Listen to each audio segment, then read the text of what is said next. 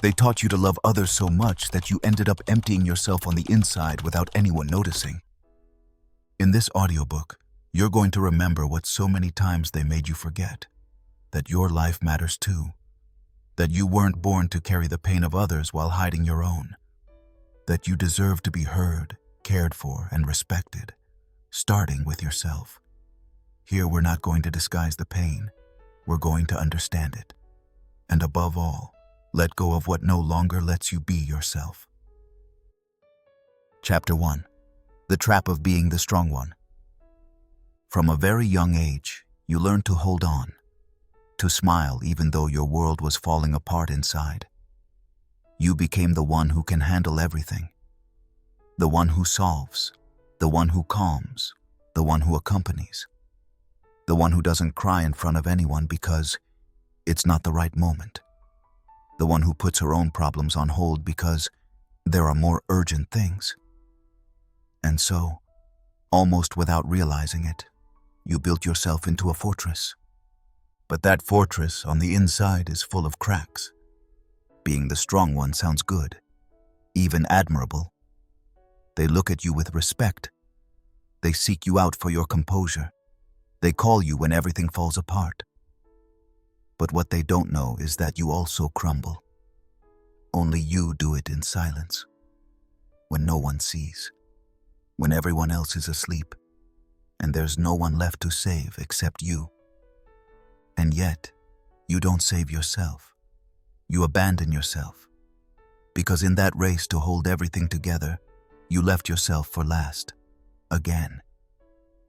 There is a very subtle lie hiding within that image of a strong woman.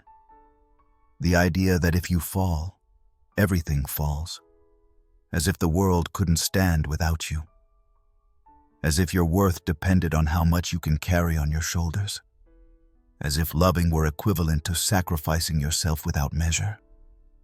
The cruelest thing about this trap isn't that you become exhausted. It's that no one notices, because you yourself became an expert at hiding the fatigue.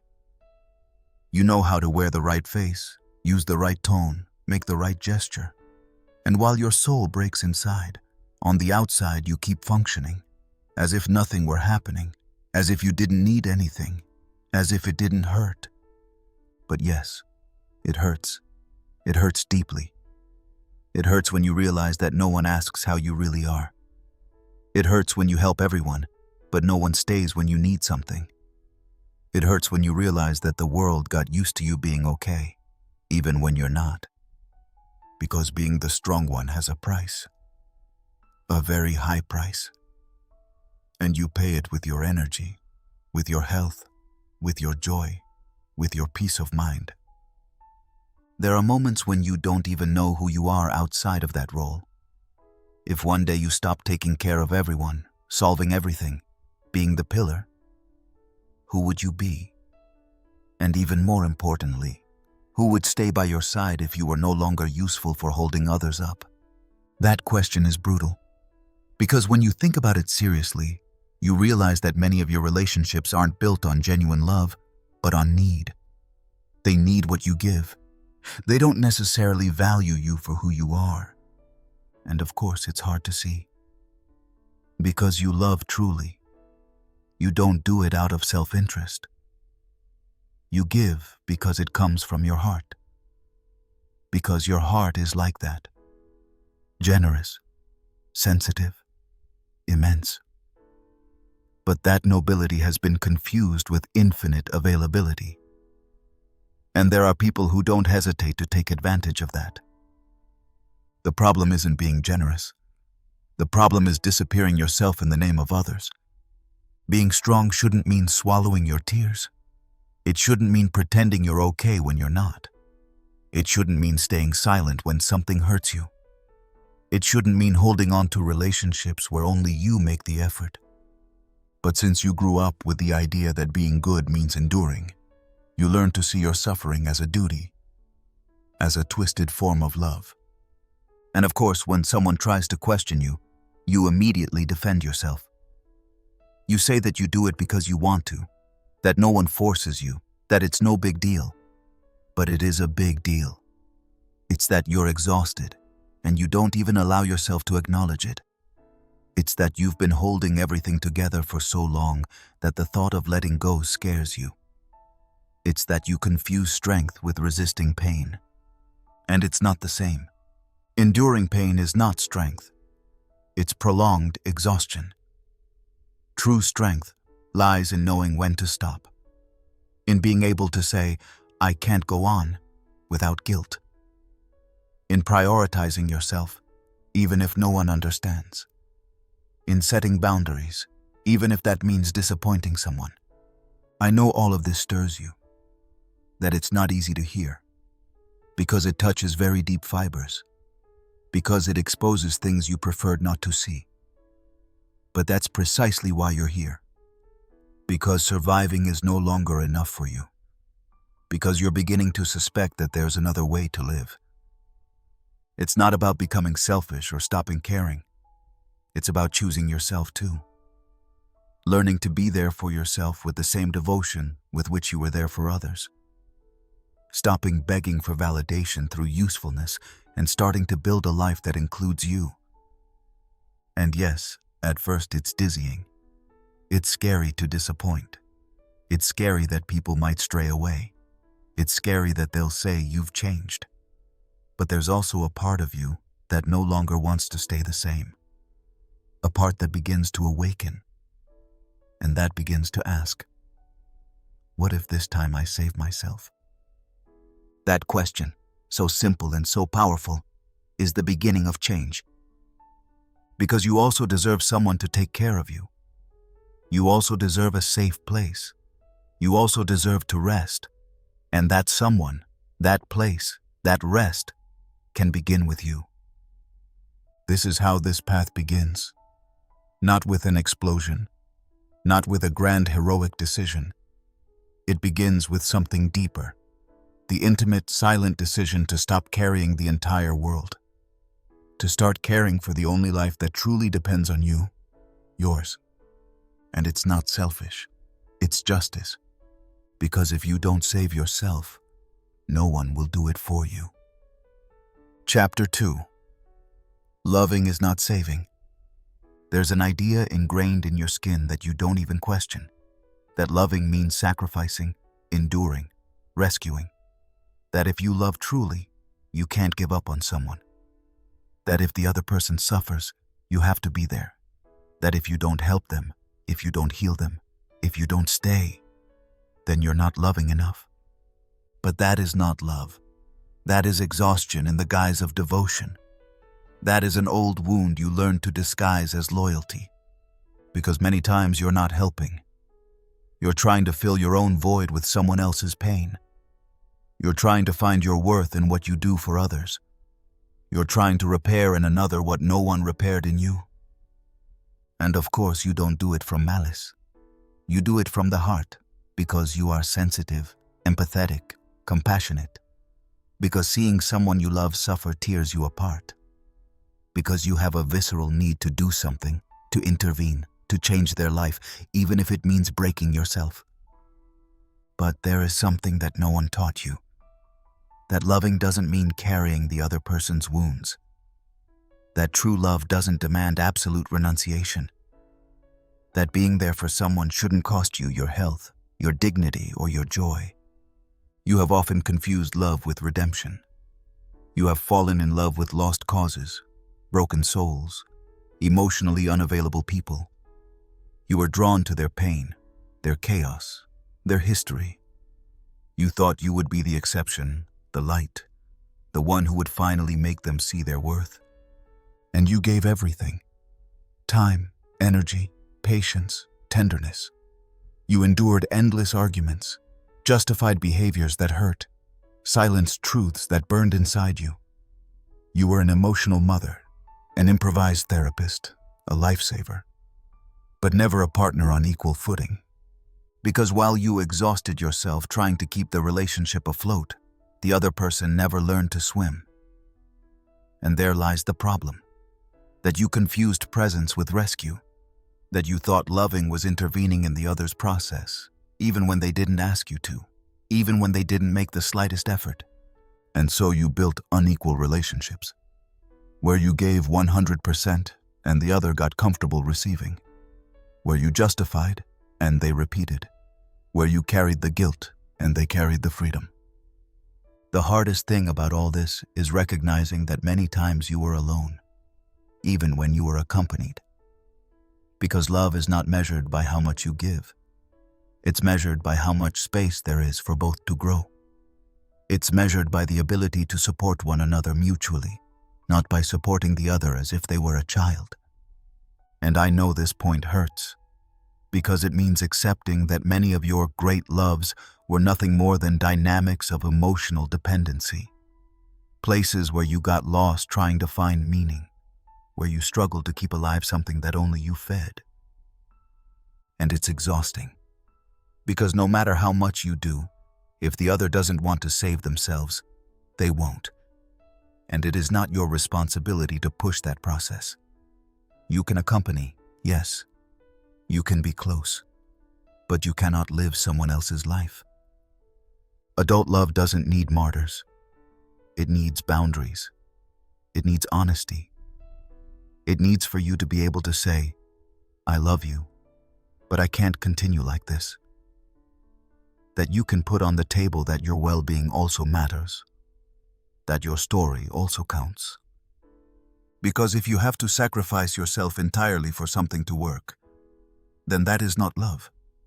It is wear and tear. It is fear. It is trauma repeating itself with different faces. And this is where the change begins. In understanding that you are not bad for letting go, that you are not selfish for stopping saving, that you are not failing if you decide to prioritize yourself. Sometimes, the true demonstration of love is taking a step back, not out of indifference, but out of respect for yourself, because you also deserve to be loved without having to bleed to deserve it. And yes, many people may not understand it. They may label you as cold, harsh, insensitive, but you're no longer here to uphold everyone's expectations. You're here to learn to love yourself truly. And loving yourself truly means setting a clear boundary on everything that harms you, even if it comes disguised as love, even if it comes from someone who was important, even if you yourself believed you couldn't live without that relationship. You are not in this world to be a savior. You did not come to fix anyone. You came to live, to grow, to love healthily. And that is only possible when you stop assuming that your role is to bear everyone else's burdens. From today on, start observing your connections with a different lens. Ask yourself, does this add to me or drain me? Am I in this relationship out of love or out of guilt? Am I present from freedom or from need? And if the answers make you uncomfortable, it's a good sign. Because discomfort is the first step toward real change. Not everyone who needs help wants to change. Not everyone who says, I love you, is willing to build something healthy with you. Not everyone who suffers is your responsibility. And you are not a refuge for everyone who arrives wounded. You are a woman with your own life, with your own story, with your own body, with your own boundaries. Start loving from there.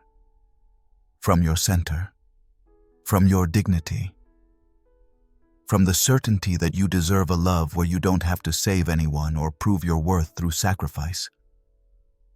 Because when you free yourself from that need to save, love becomes something else. It becomes a shared space, a place where both choose each other, not where one drags the other. And that, believe me, is much more powerful.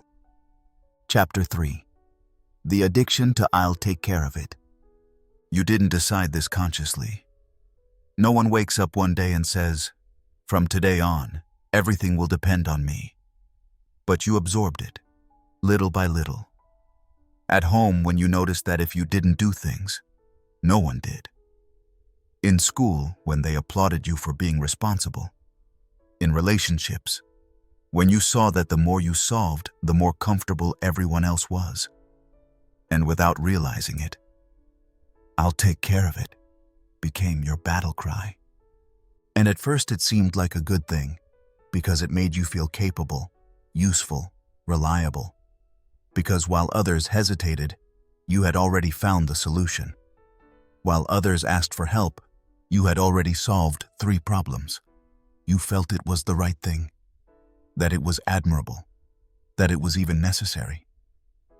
But what seemed like strength was, in reality, a trap disguised as virtue.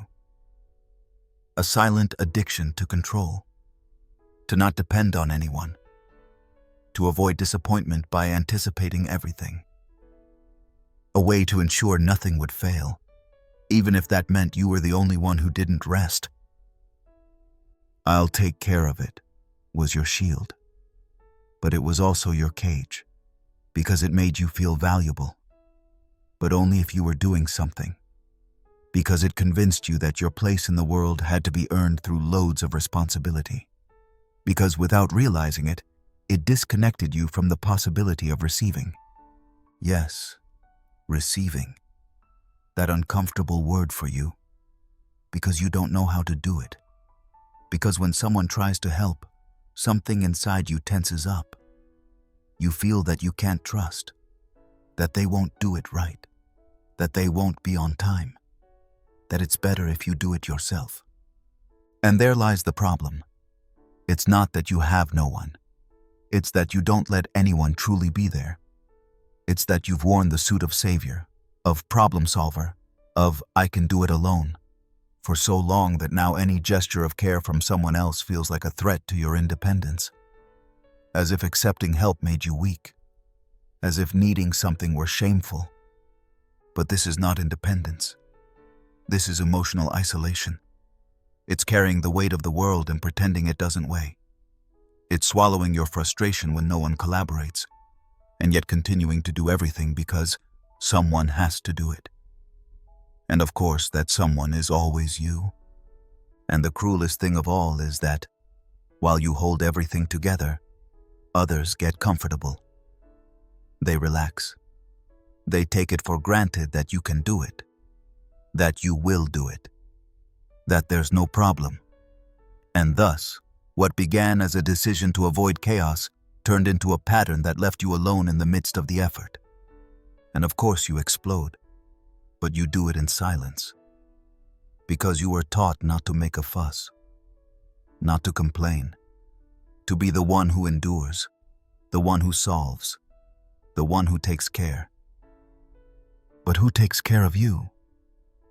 That question, though uncomfortable, is necessary, because you've been running in emergency mode for so long that you no longer realize what you're denying yourself.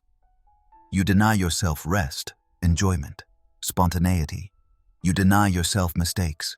You deny yourself the possibility of not being available all the time. And it's not just physical exhaustion. It's emotional wear. It's living with the constant feeling that if you're not alert, everything falls apart. It's living in a state of hypervigilance that consumes you from within, that robs you of peace, that prevents you from trusting, from letting go, from flowing. The saddest thing is that many times that "I'll take care of it" comes from fear. Fear of being abandoned if you're not useful. Fear of feeling invisible if you're not solving something. Fear of repeating old wounds where you were ignored, forgotten, neglected. And so you do, and you do, and you do. Until one day you realize that no one asked you to do so much, that the demand came from you, that you were trying to prove you deserved love by being indispensable, that you're so used to functioning as the engine of everything that you no longer remember what it feels like when someone takes care of you. And it's not about stopping being responsible. It's about letting go of the need to control everything, of leaving space for others to participate, make mistakes, learn, of allowing yourself to trust without guilt, of understanding that you're not here to fix everyone's life. You're here to live yours, to inhabit it with fullness, with lightness, with freedom. And that is not possible if you're always busy putting out other people's fires, managing other people's dramas, sustaining structures that don't belong to you.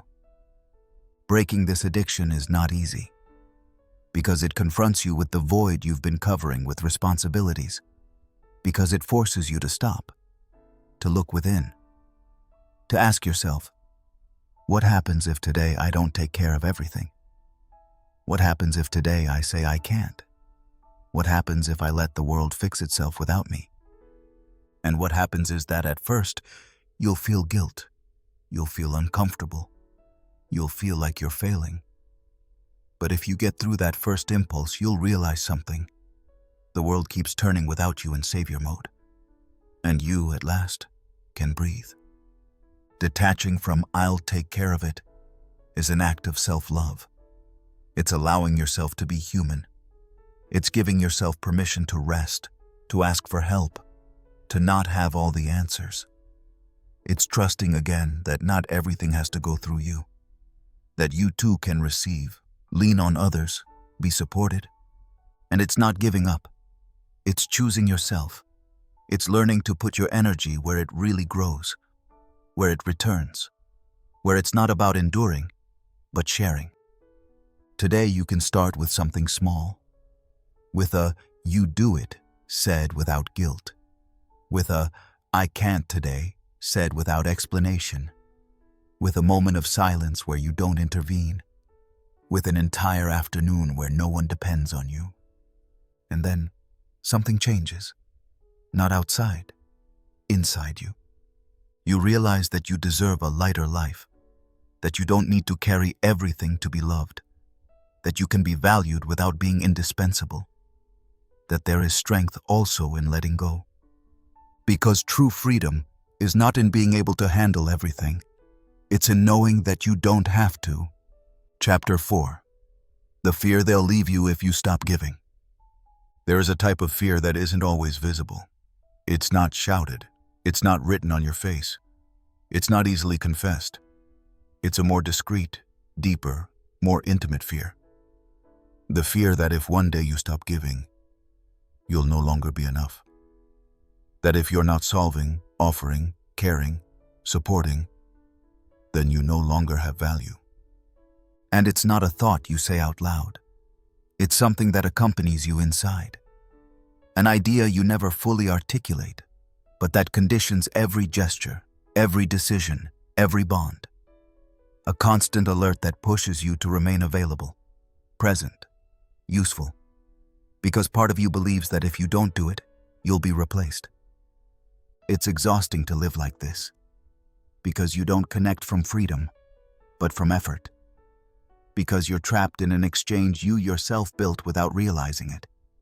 You give more, and in return, the other person stays. And that staying becomes a consolation. A way to confirm that you're still needed, that you still have a place, that you're still loved. But it's a trap, because you never know if they love you, or if they just love what you do for them. You learned it early, maybe at home, where you only felt seen when you behaved well, when you helped, when you didn't bother. Maybe with your first love, who seemed enchanted with your devotion, but disappeared as soon as you asked for something for yourself. Maybe with friends who always called when they had a problem, but were never there when you needed someone to listen.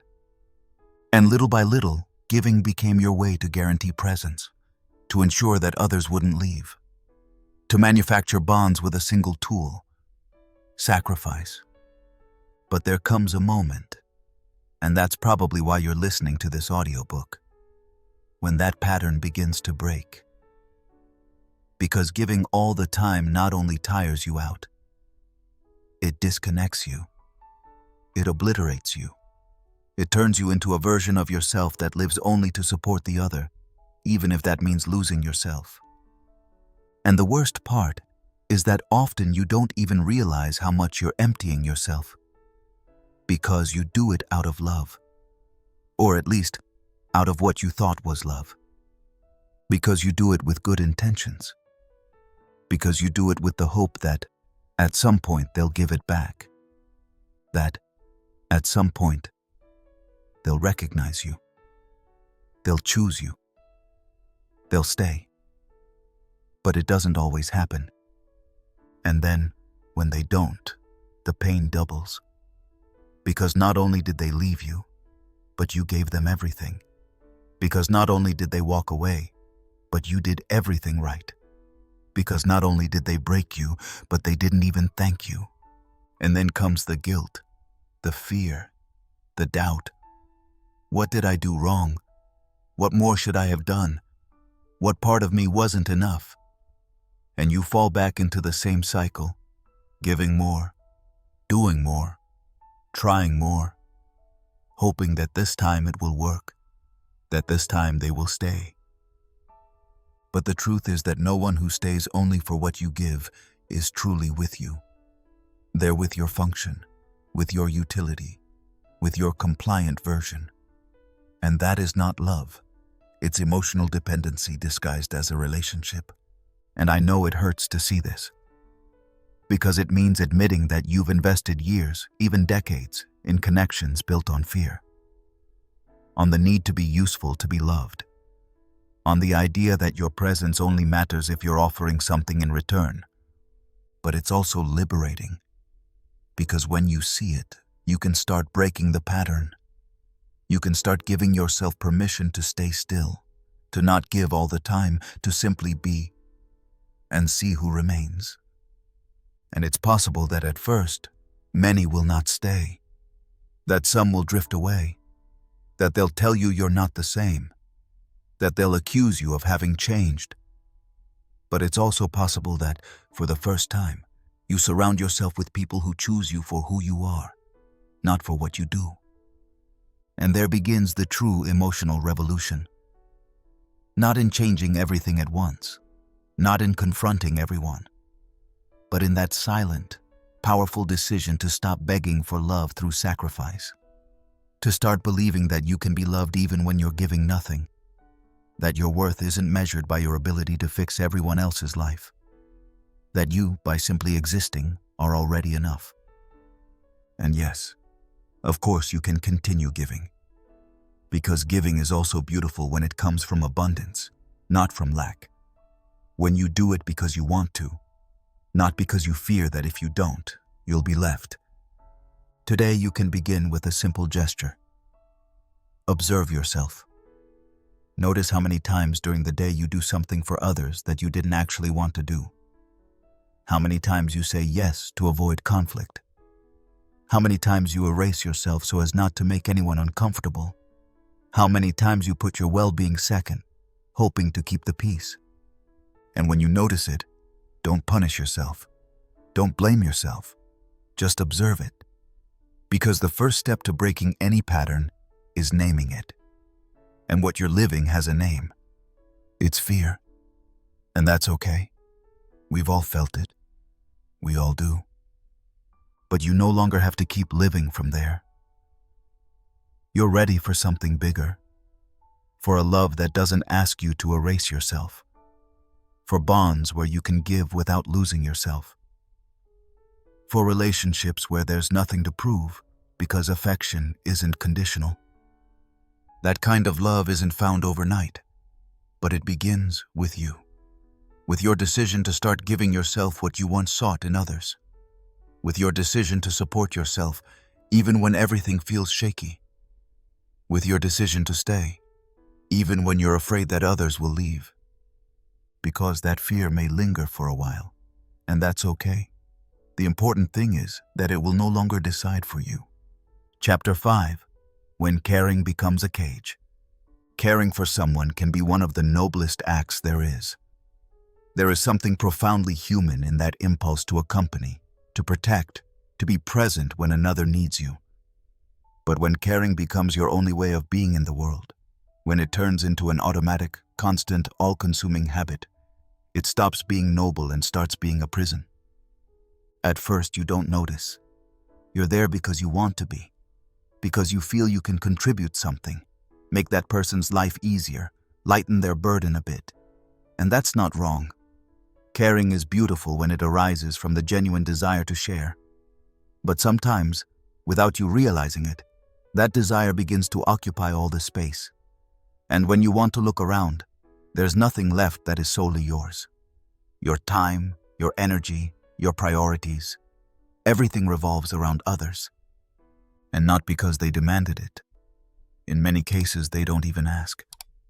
You're the one who offers before anyone says anything. Because it has become part of your identity. Because you learn to measure your value by the number of people who depend on you.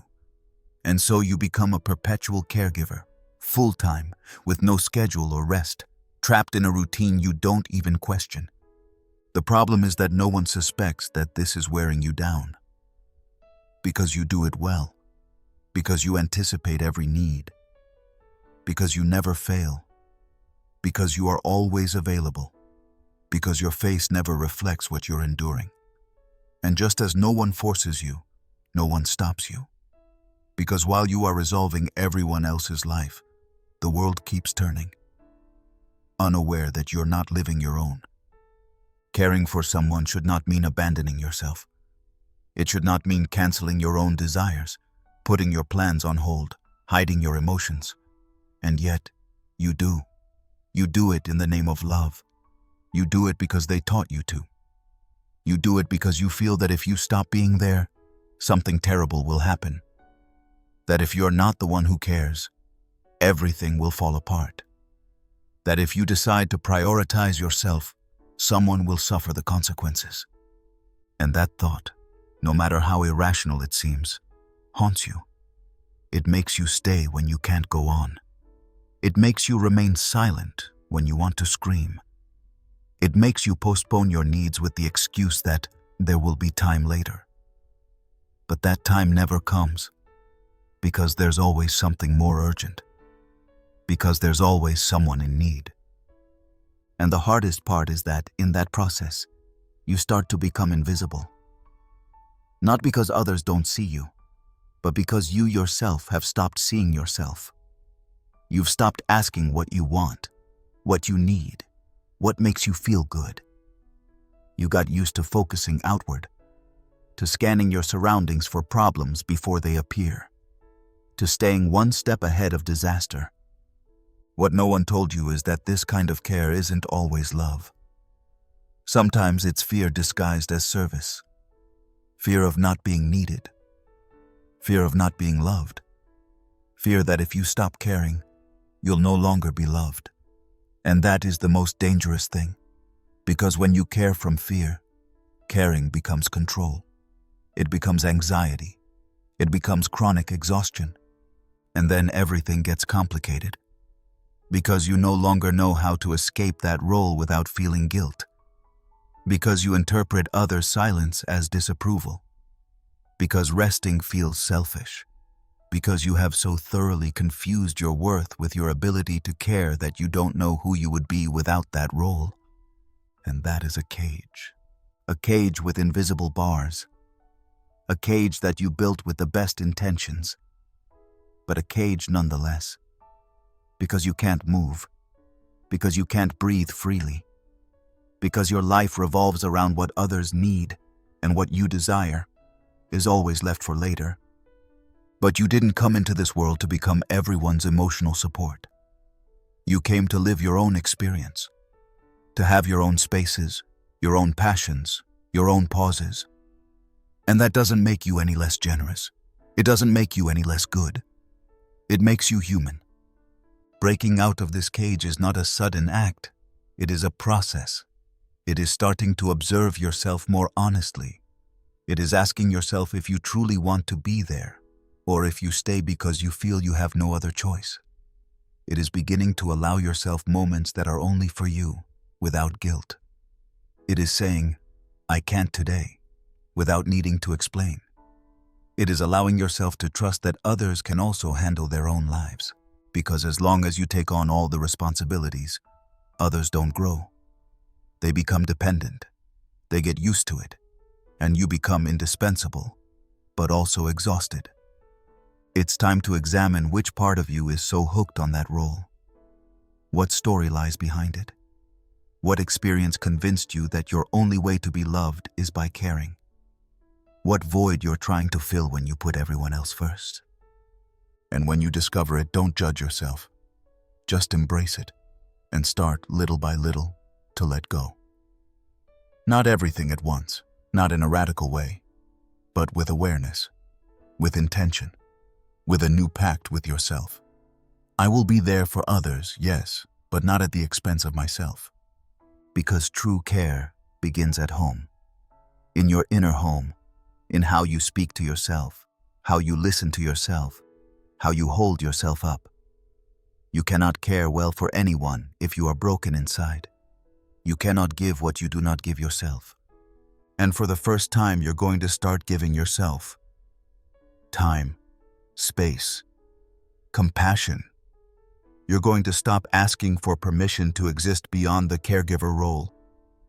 And in that gesture, maybe something new will begin to sprout. Freedom. Not a solitary freedom, but one that includes. A freedom that allows you to care without sacrificing yourself. To be there without disappearing. To give without emptying. To love without feeling trapped. Because care, when it is healthy, does not imprison. It accompanies. It does not suffocate. It holds. And you deserve that kind of care. Not only to give it, also to receive it, also to build it, also to inhabit it. And that starts with you. Today, Chapter 6. Guilt as an invisible leash. Guilt is silent, discreet, obedient. It doesn't need to shout to control you. It doesn't need threats or punishments. It's enough for it to settle inside you like a soft voice that whispers in your ear every time you decide to think about yourself. What if you're disappointing them? What if they need you right now? What if you do this and then regret it? And before you know it, that voice becomes a leash. Invisible, yes, but firm, tight, constant. It stops you just when you are about to do something for yourself. It makes you step back just when you had decided to set a boundary. It makes you feel selfish for wanting to rest, for saying no, for beginning to give yourself the space you never gave yourself. And the worst part is that you don't always recognize that what you're feeling is guilt. Sometimes you disguise it as prudence, as sensibility, as empathy. Sometimes you convince yourself that it wasn't the right moment, that better tomorrow, that there will be time for me later. But it's not that. It's guilt. That feeling that you're betraying someone if you stop putting them first. That you're doing something wrong if you stop giving, caring, being there. Guilt forms very early, most of the time, when you learn that to be loved you had to behave well, yield, be quiet, adapt. That if you bothered someone, they would withdraw their affection. That if you stood your ground, they would label you difficult. And you began to associate love with a condition. I love you if you do the right thing. I love you if you don't inconvenience me. I love you if you are good. And so you learn to live with that leash. You learn to second-guess yourself again and again before speaking. To read the room so as not to be too much. To guess what the other person wanted so you could give it to them before they asked. Not out of strategy, but instinct. Out of necessity. Because that was how you ensured they wouldn't leave you. And that dynamic, which seemed useful at the time, still holds you back today. It prevents you from making decisions that are already urgent for your well-being. It forces you to keep carrying responsibilities that no longer belong to you. It chains you to relationships that stopped being reciprocal a long time ago. Because guilt has that subtle ability to make you feel that the problem is you. That if something goes wrong, it's because you didn't do enough. That if the other person gets upset, it's because you were insensitive. That if you need something, you should at least compensate with a sacrifice. And then you get on that endless wheel. You give, you yield, you endure, you justify. And when you finally dare to put yourself first, guilt appears. It looks at you, it points at you, and instead of questioning it, you surrender. You swallow the impulse to take care of yourself. You sabotage your right to prioritize yourself. And you go on. because it's easier to stay in the same pattern than to face that emotional discomfort. But what no one told you is that guilt, many times, isn't a sign that you're doing something wrong. It's a sign that you're doing something different, something new, something that interrupts an unjust system in which you were always the one giving up. When you've spent years prioritizing others, thinking of yourself feels like a wrongdoing, as if you were breaking an invisible code, as if you suddenly became the villain of the story. But you're not.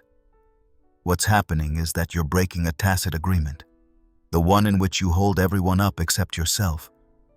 And yes, it hurts. Because it means disappointing expectations. It means saying no when the other person was counting on your yes.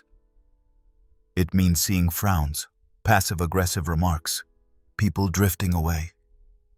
But it also implies something much bigger, reclaiming your emotional freedom. Because as long as you act driven by guilt, you're not choosing.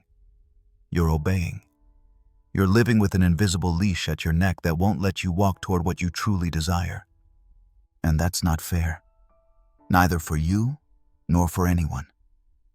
Because love built on guilt isn't love. It's emotional blackmail. It's control disguised as connection. It's a loyalty that hurts you. Freeing yourself from that guilt doesn't mean becoming someone indifferent. It doesn't mean stopping caring. It means being able to do it from a different place. From desire, not obligation. From awareness, not fear. For that, you need to start distinguishing what truly arises from you and what you're doing out of habit. Ask yourself, if I didn't feel guilty, would I keep doing this? Would I do it the same way if I expected nothing in return? Does this connect me to myself, or does it disconnect me even more? And you don't need to change everything overnight. It's enough to begin to notice when guilt appears, which situations trigger it, which inner voices feed it. And when you see it, observe it. Don't confront it as an enemy. Don't deny it. Just watch it, name it, and choose differently. Maybe today you can't completely let go. Maybe today you'll still yield in many things. But if you manage to identify at least one situation where you can act from your center and not from guilt, you are already moving forward. Because deep down, you know it. You know that your emotional freedom doesn't depend on everyone being happy with you. It depends on you being at peace with the decisions you make, even if they upset people, even if they question you, even if the world doesn't understand. And the most important thing, when you stop acting from guilt, the kind of people who stay with you changes as well. Because those who were only there for what they got will leave. But those who truly value you will love you with your no, with your pauses, with your space. And that, believe me, is the love worth having. Chapter 7. Being good doesn't make you free. From a very early age, you were taught to be good, to behave, not to raise your voice, not to rock the boat, to smile even when it didn't come naturally, to yield even when it hurt, to please even when it shattered you. And you learned well. You were a good daughter, a good friend, a good partner, a good colleague. You were everything others expected of you. Always correct, always kind, always available. But no one explained what that good woman outfit implied. No one warned you that the mask that seemed harmless would, over time, become a burden. That need to be seen as the one who never complains, the one who always understands, the one who adapts, would end up devouring entire parts of your identity. Because being good in this system doesn't mean being authentic. It means being functional. It means being predictable, controllable, desirable.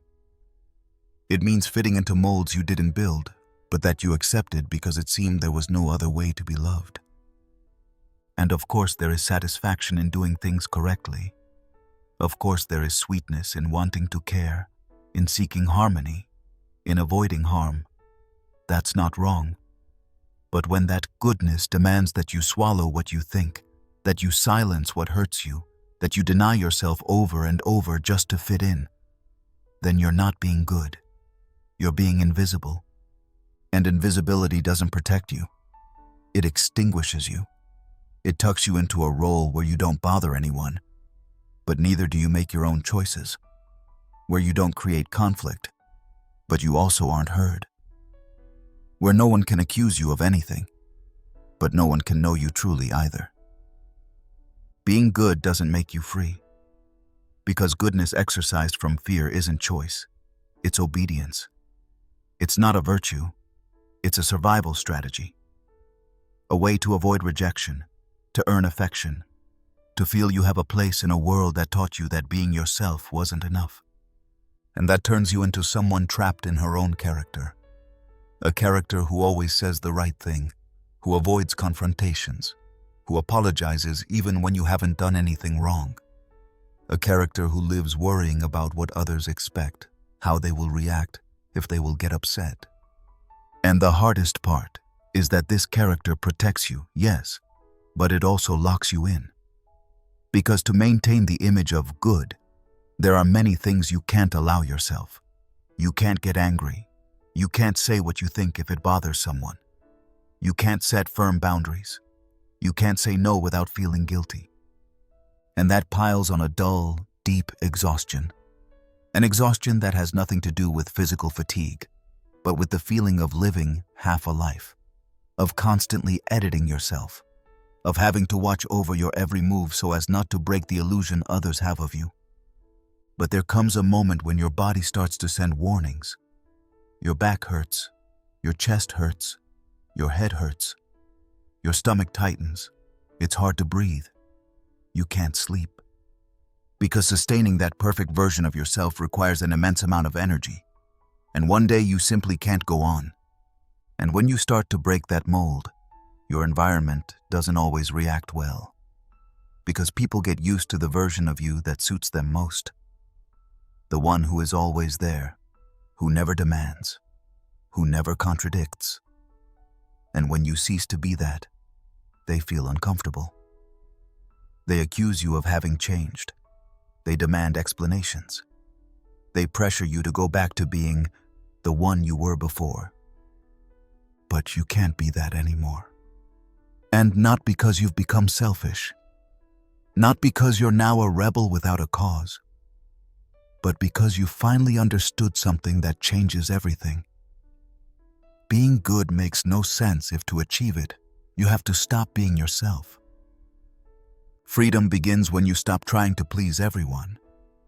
When you accept that you will upset people, that you will lose relationships, that some will drift away. But you also discover something much more valuable. The people who stay do so because of who you really are, not because of what you represent. And then you breathe. At last you breathe. Because you can speak without triple-checking your words. You can just be without smiling all the time. You can say no without giving any explanation. You can cry without feeling like you're failing. You can get angry without feeling guilty. That doesn't make you less good. It makes you freer. Because now your goodness doesn't rise from fear, but from choice. Now you can care because you want to, not because you feel it's your duty. Now you can give without emptying yourself. You can be present without disappearing. And that is what you truly deserve. Not living trapped in a character that everyone applauds while you wither inside. You deserve relationships where you can make mistakes, where you don't have to prove all the time that you're the one who always does the right thing, where they don't demand perfection from you, but real presence. Start observing when you're being good versus when you're being yourself. Ask yourself if that smile you're wearing is sincere or automatic. If that favor you're doing springs from desire or obligation. If that silence you maintain relieves you or suffocates you. And when you know, choose from there. Because your life cannot keep revolving around keeping others happy while you erase yourself. No more. It's time to make space for you. To allow yourself to be complex, contradictory, human. To stop striving for perfection and start being free. If being good is a prison, it's not worth it. Freedom isn't disobedience. It's authenticity, and you have a right to it. You don't have to earn it. You just have to begin inhabiting it. Chapter 8. The violence you don't notice. There are forms of violence that leave no visible marks, that aren't shouted, that don't appear in headlines and can't be proven with a recording. There is violence that happens in broad daylight, but goes unnoticed because it makes no noise, because it dresses itself as care, as concern, as it's for your own good. That is the most dangerous. The one you don't notice. The one that settles in slowly and comes to live in your most intimate spaces without you even realizing it. You don't need a blow to feel broken. Sometimes it's enough with a look that invalidates you, a phrase that ridicules you just when you had summoned the courage to speak, a dismissive gesture when you're excited, a subtle but constant comment that makes you doubt yourself. That kind of manipulation that gradually shapes your self-esteem until you reach a point where you look in the mirror and no longer recognize who you are, how much you're worth, or why everything you do seems to be wrong. And it's not immediate. That's why it's so confusing. Because the violence you don't notice doesn't start with a big offense. It starts with details, with small boundaries that are crossed, with an "you're overreacting" when you express something that hurts, with a "you should be grateful I'm with you" when you voice a need, with a "it wasn't that bad" every time you try to point out a lack of respect.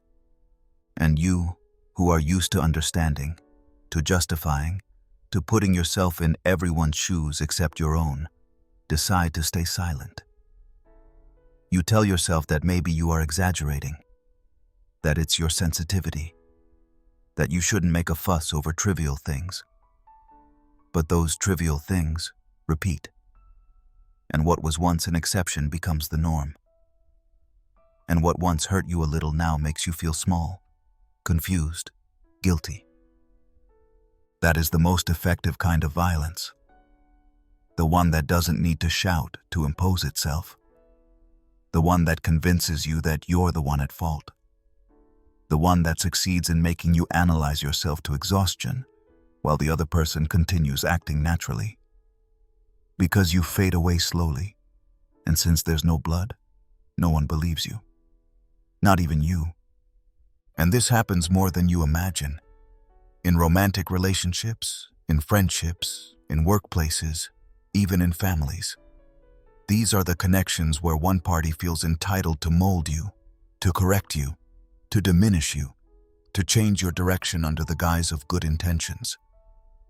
Where they invalidate you with a smile, where they mock what matters to you and then disguise it as a joke.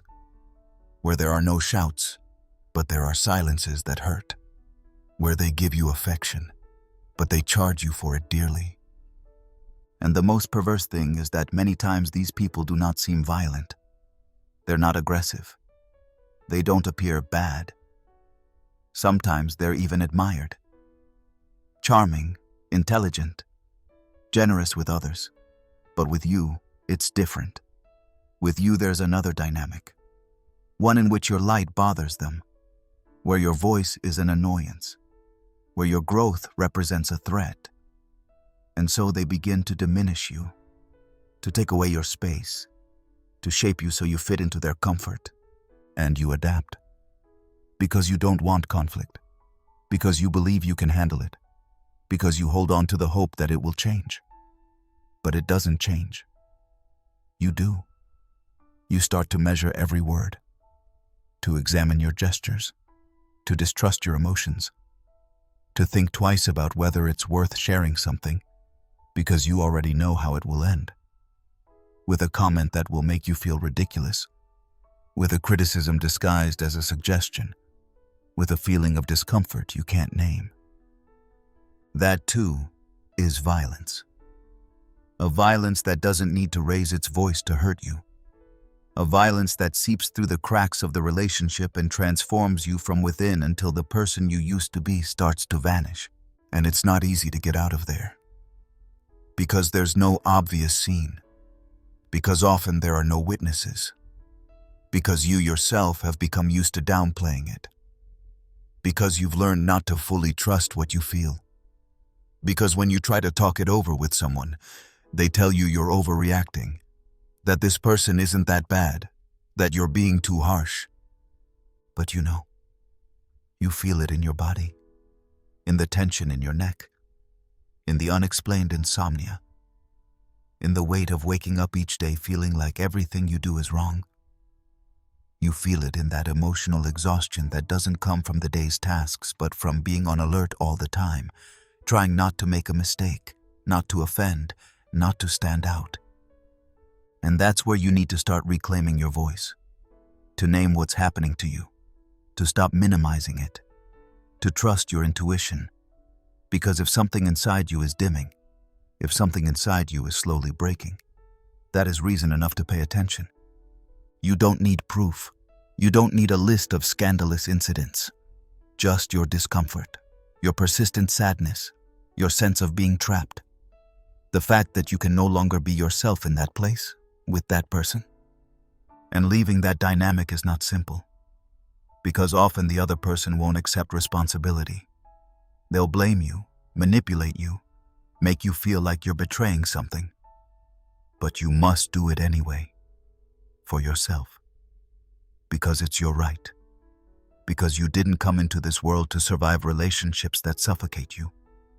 You came to inhabit your life with dignity, with truth, with space to be. And you don't need to justify yourself. You don't need to wait until it's unbearable to make a decision. You can leave when you notice you can't be yourself. You can set a boundary when you see that something isn't good for you. You can walk away without explaining everything. Because your well-being is not negotiable. Your voice is not a luxury. Your emotional integrity cannot depend on the level of violence that others consider acceptable. Chapter 9. Whoever plays the victim manipulates you. There are people who don't raise their voice, who don't impose themselves forcefully, who don't hit or insult, but achieve something much more effective. That you feel bad every time you try to set a boundary. That you blame yourself for wanting a little space. That you convince yourself that you're unfair, selfish, or cruel. And they achieve this from a place that, at first glance, seems harmless. That of the constant victim. Victimhood is not the same as real pain. There are people who suffer and express it genuinely, who seek solace, who open up with humility. But when someone makes their suffering a tool for control, when they turn every conversation into a drama in which you are always at fault, when every gesture of yours is interpreted as an offense or a betrayal, then we are not talking about pain. We are talking about manipulation. And you, who have a sensitive heart, who are used to taking on burdens, who were taught to be understanding and to put yourself in the other person's shoes, become the perfect target. Because you cannot stand seeing someone suffer. Because it anguishes you to think you may have caused pain.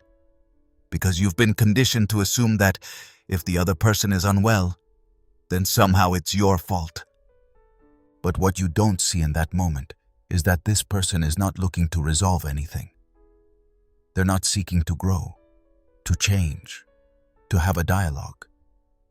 All they want is to keep you trapped in guilt, to make sure you remain there, that you keep taking care of them, that you keep justifying, that you keep performing emotional acrobatics so as not to hurt someone who has already decided to feel hurt no matter what you do. And that's where the wear sets in. Because in those relationships, nothing is ever enough. No matter how hard you try, how much you explain, how much you apologize, there is always something you did wrong, always a gesture misinterpreted, always a new veiled accusation that makes you feel indebted again. As if loving were a task you never quite finish. And the most dangerous part is that instead of getting angry, you adapt. You begin to cut back on yourself, to filter your words, to measure your actions, to avoid certain decisions so that the other person doesn't feel bad, to construct your day-to-day life based on ensuring that this person doesn't collapse. Because if they do, you will be responsible. Or at least, that's what you will be made to believe. And that is emotional violence. Hidden, camouflaged, disguised as extreme sensitivity, but violence nonetheless. Because no one has the right to condition you through pain. No one has the right to make you feel guilty for living, for choosing, for changing. No one should keep you emotionally chained through their suffering. The chronic victim doesn't want real help. They want attention. They want control. They want everything to revolve around their narrative of injustice, where you can only play one role, the perpetual caretaker. And if at any point you dare to step out of that role, to think of yourself, to ask for a change, then their strategy kicks in. Guilt, excessive sadness, the repeated discourse of, "After all I've done for you," or "No one understands me," or "People always end up abandoning me."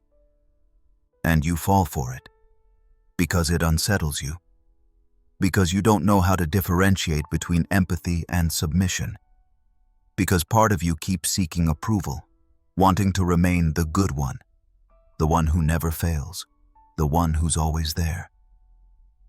But there comes a point when you realize that you are also suffering, that you are trapped in an unfair dynamic, that you are giving away your peace in exchange for not being seen as the bad one. And that is not fair, neither for you nor for anyone. Because love born from guilt is not love. It's fear. It's exhaustion. It's an emotional chain disguised as loyalty. And no one has the right to manipulate you with their pain. No one can make you feel bad for setting boundaries. No one can turn their fragility into an excuse to step on you. Start paying attention, not to what that person says, but to how you feel after each interaction. Do you feel free? Do you feel guilty? Do you feel responsible for an emotion that isn't yours? Do you feel trapped in a narrative you didn't write? And when you notice it, don't confront. There's no need for a scandal. Just become aware. Remember that you can care without taking on burdens. That you can be there without accounting for yourself. That you can love without assuming guilt that isn't yours. That the other person's pain is not a sufficient argument to invalidate your decisions. And yes, maybe that person will suffer, but that doesn't justify dragging you down with them. You are not a therapist, nor a savior, nor responsible for someone else's emotional well-being. You are here to live in coherence with what you feel, with what you need, with what you can no longer tolerate. And that sometimes means distancing yourself, stopping explaining, stopping justifying, beginning to say no, even if it hurts, beginning to choose yourself, even if the other person doesn't understand. Because your freedom cannot depend on how well someone else reacts. Someone who has already shown they will use any emotion to keep you.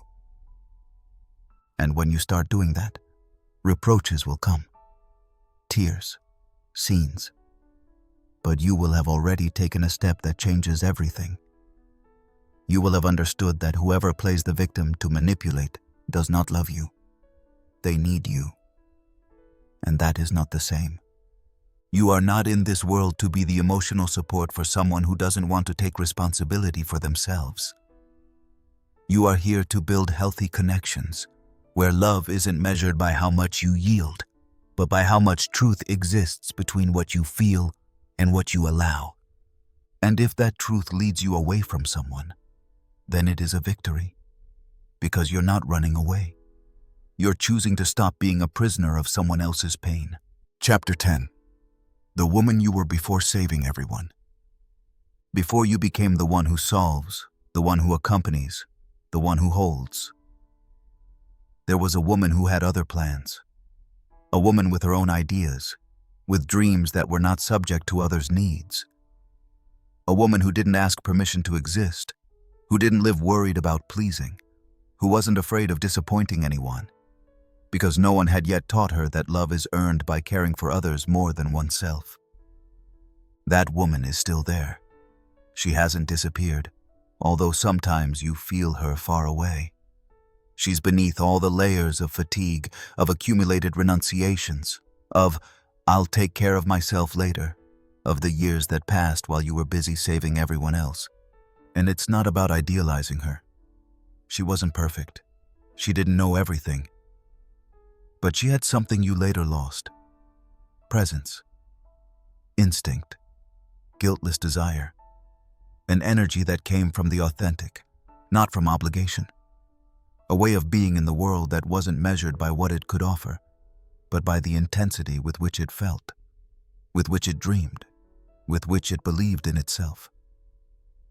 Remember for a moment how she was, not the details, but the feeling. How she walked, what she liked to do alone, what ideas she defended before insecurity whispered that it was better to stay quiet, what plans she had before she began prioritizing everyone else's, how she spoke, how she laughed, how she responded without overthinking the emotional consequences for others. Remember that. Because what brought you here wasn't only selflessness, empathy, or sacrifice. It was also that part of you that knew life had something more to offer. That part that still beats, even if you set it aside. That woman who was building her own story, not just accompanying everyone else's. Sometimes it seems she vanished, that nothing remains of her, that you lost her somewhere along life's path. Maybe it was after a disappointment. Maybe it was in a relationship that drained you. Maybe it was in motherhood, in family, at work, in that environment where, without realizing it, you began to diminish yourself to avoid bothering, to avoid complicating, to keep everything flowing. But you didn't disappear. You postponed yourself. Once, again, and yet again. Until you arrived at a point where you convinced yourself that this was maturing, that this was growing, extinguishing certain lights, hiding certain truths, choosing others' peace instead of your own. And the more you did it, the farther away from yourself you felt. That is why many times you find yourself reacting with sadness or anger to small things. Not because you're weak, not because you're exaggerating, but because you've spent years accumulating decisions not taken, spaces given up, dreams put on hold, words you swallowed out of fear of seeming selfish.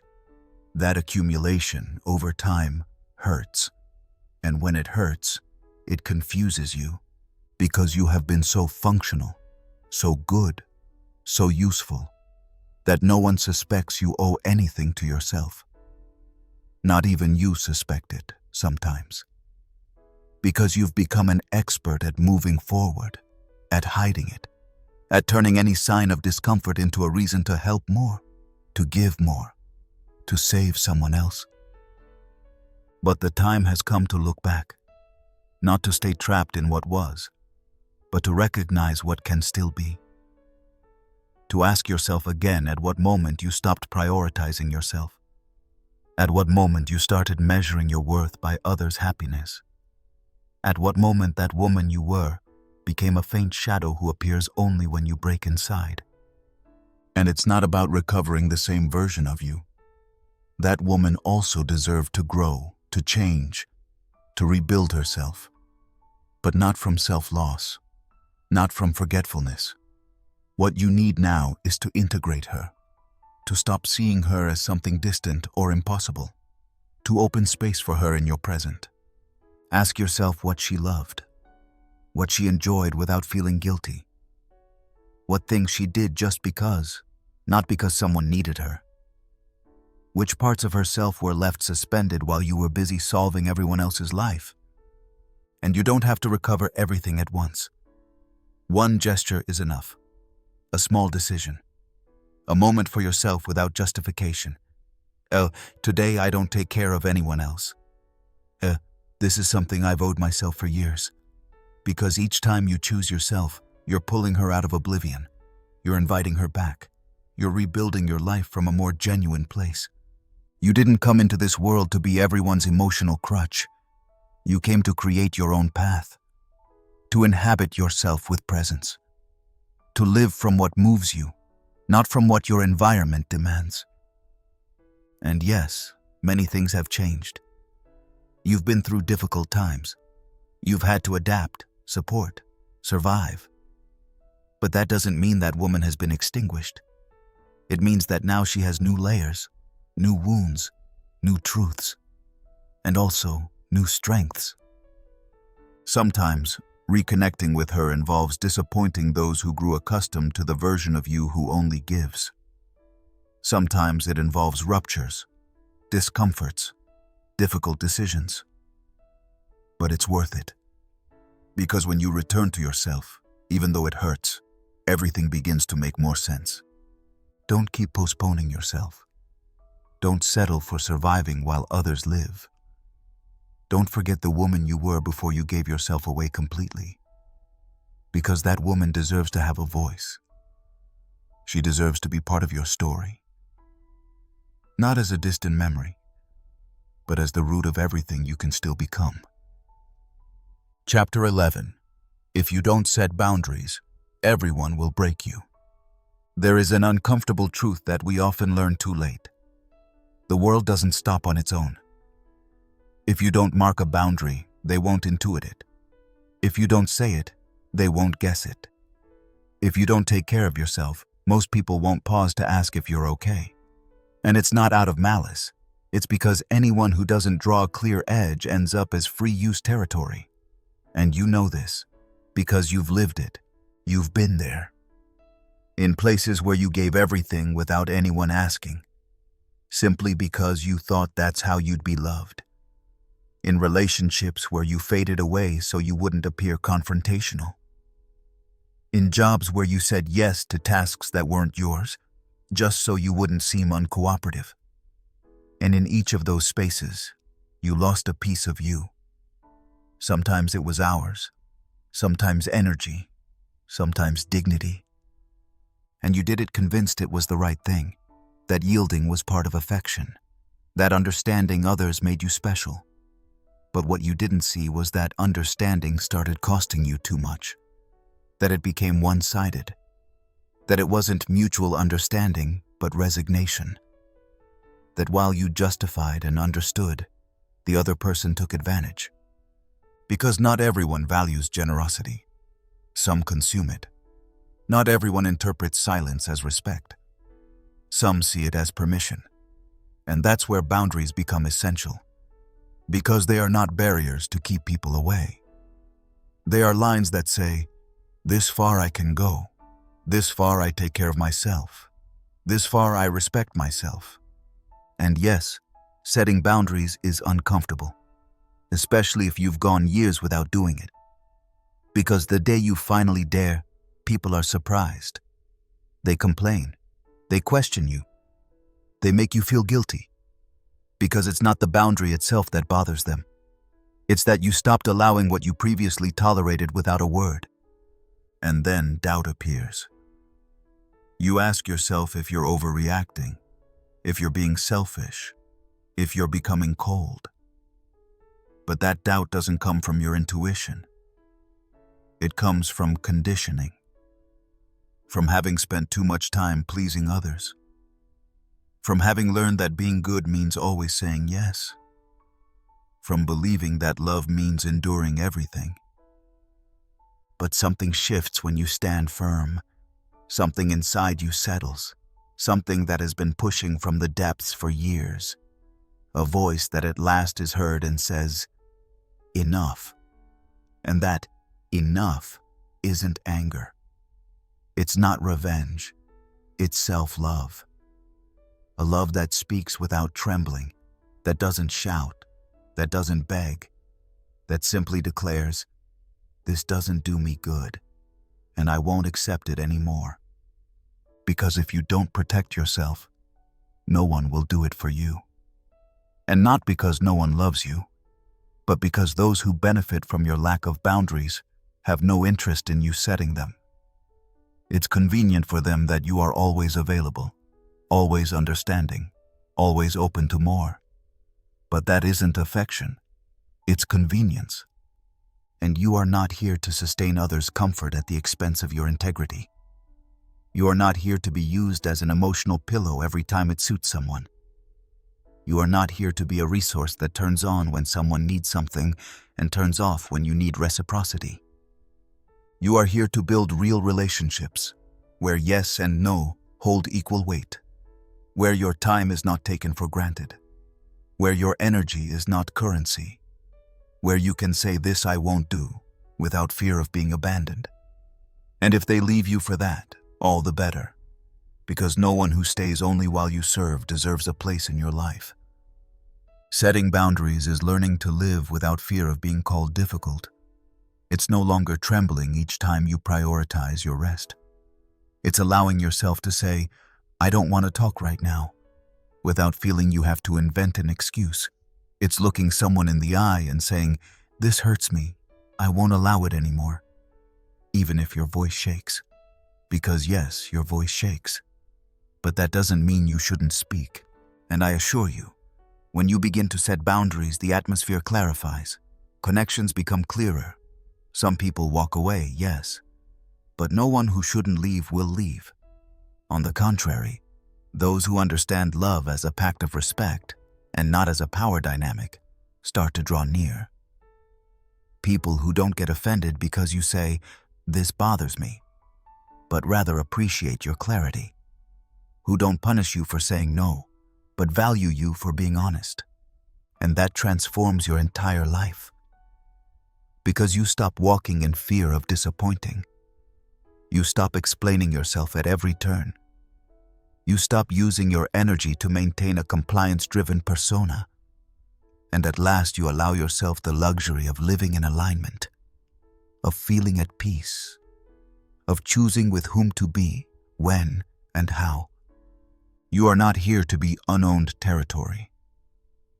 You own yourself, and you have the right to put up fences, to say, this is off limits, to walk away from places you once called home, to let go of hands you once called love. Because love that doesn't respect your boundaries isn't love. It's need. It's dependence. It's abuse disguised as affection. And you are no longer here for that.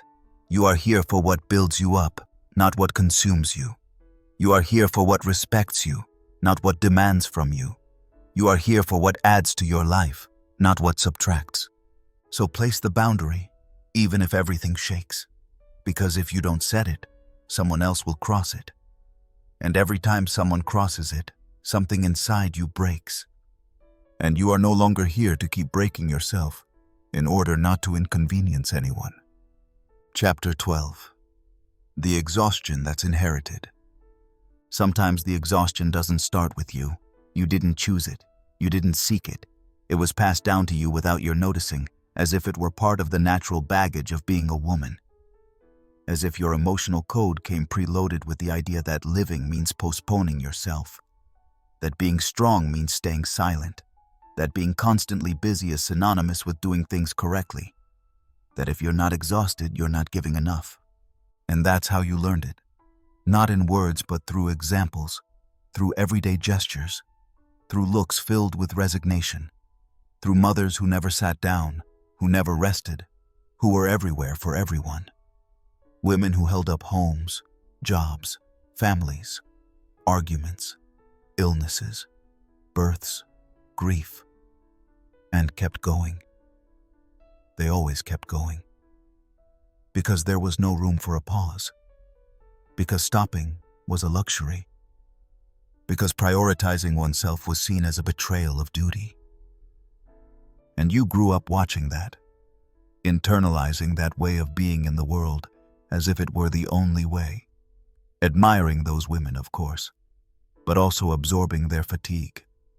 That chronic weariness that seemed inevitable. That emotional exhaustion that was silently passed on. That wasn't spoken about, but it showed. That was normalized, because everyone was the same. And so you began to repeat it too. To say yes, even when you were broken. To care even when no one asked you to. To do more than you could, convinced that this was the right way to love. To demand everything of yourself, to perform tirelessly, to give your body and soul to places where reciprocity was not guaranteed. But at some point, something inside you began to crack. Maybe it wasn't a major crisis. Maybe it was a persistent sense of emptiness, of fulfilling everything but not feeling truly alive, of being so tired in a way that no amount of sleep relieved, of losing the enthusiasm for the things that once filled you, of seeing your reflection in the mirror and not recognizing who you were. And you didn't understand why, because in theory, you were doing everything right. You were accomplishing tasks. You were taking care. You were giving. But no one explained that exhaustion can also be inherited, that there are emotional chains dragged along for generations, that often you are playing roles that don't even belong to you, repeating patterns you never questioned because they felt familiar. Because in your family, rest wasn't spoken about. Boundaries weren't spoken about. Pleasure wasn't spoken about. Only duty was spoken about what must be done, about what a decent woman must endure, about what was expected. And the problem is that, when so much is expected of you, you stop expecting anything for yourself.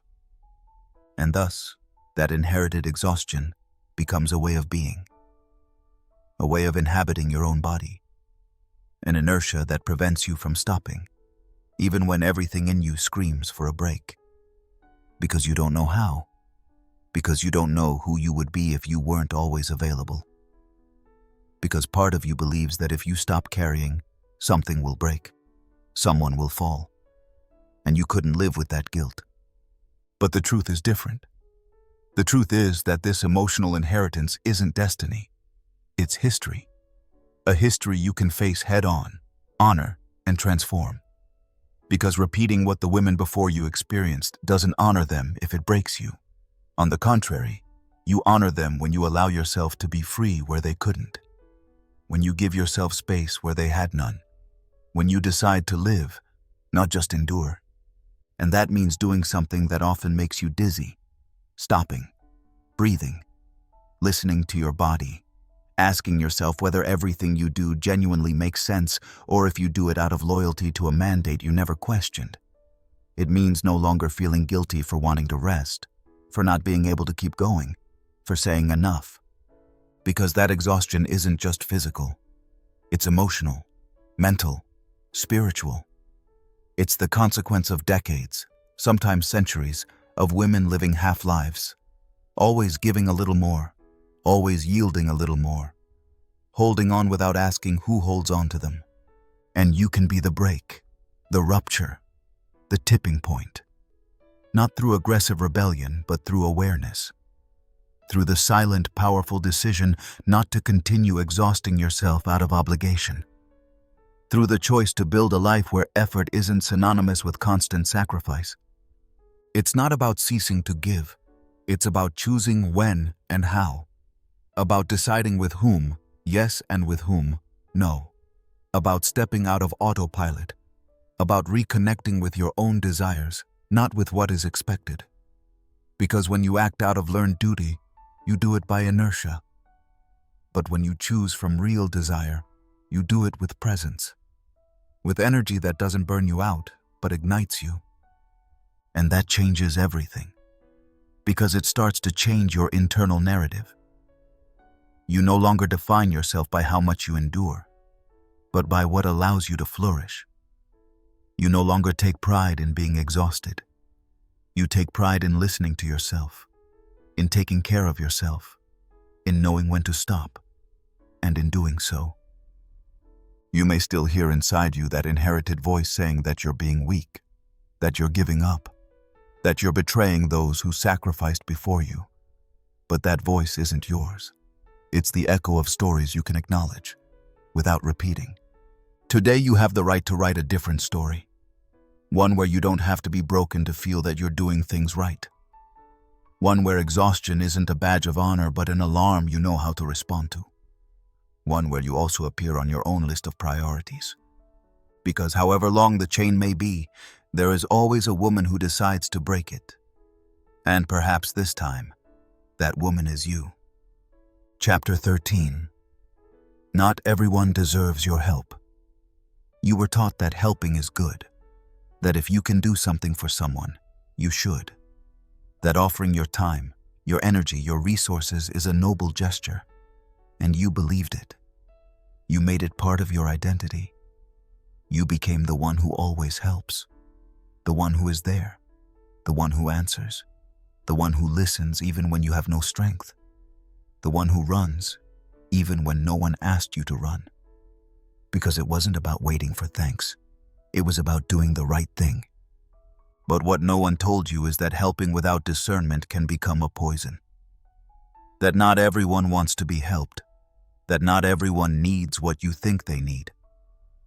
And even harsher, that there are those who take advantage of your generous impulse as if drinking from someone else's well without ever thinking to refill it. And you keep giving, again and again, with the hope that this time will be different, with the illusion that maybe now that person will react, will show gratitude, will change. But they don't change. They just come back. They just come back to need, to ask, to demand. And you, with that heart of yours that doesn't know how to look the other way, you offer again. You solve again. You carry again. You do it because it comes from your heart, yes. But you also do it because of a mistaken idea of your worth. Because you've learned that if you aren't helping, then you're failing. That if you're not useful, then you're dispensable. That if you're not solving, then you don't deserve to be. And there lies the problem. Not in the act of helping itself, but in the need to do it to justify your place. In the compulsion to save the other, even when that other doesn't want to be saved. Even when that other doesn't move an inch on their own, but expects you to cover the entire distance. There are helps that aren't really help. They are excuses to stay entangled in relationships that no longer make sense. They are ways to remain emotionally hooked to people you should have let go of long ago. They are mechanisms to feel indispensable when deep down you fear you're not enough as you are. And that's when help becomes a burden, a dependency, a drain. Because you aren't offering from abundance, but from lack. And whoever receives it often senses it, and they get comfortable, and they stay there, in the comfortable place of someone who always has an external solution, of someone who can always return to you empty-handed and leave with everything you gave without looking back.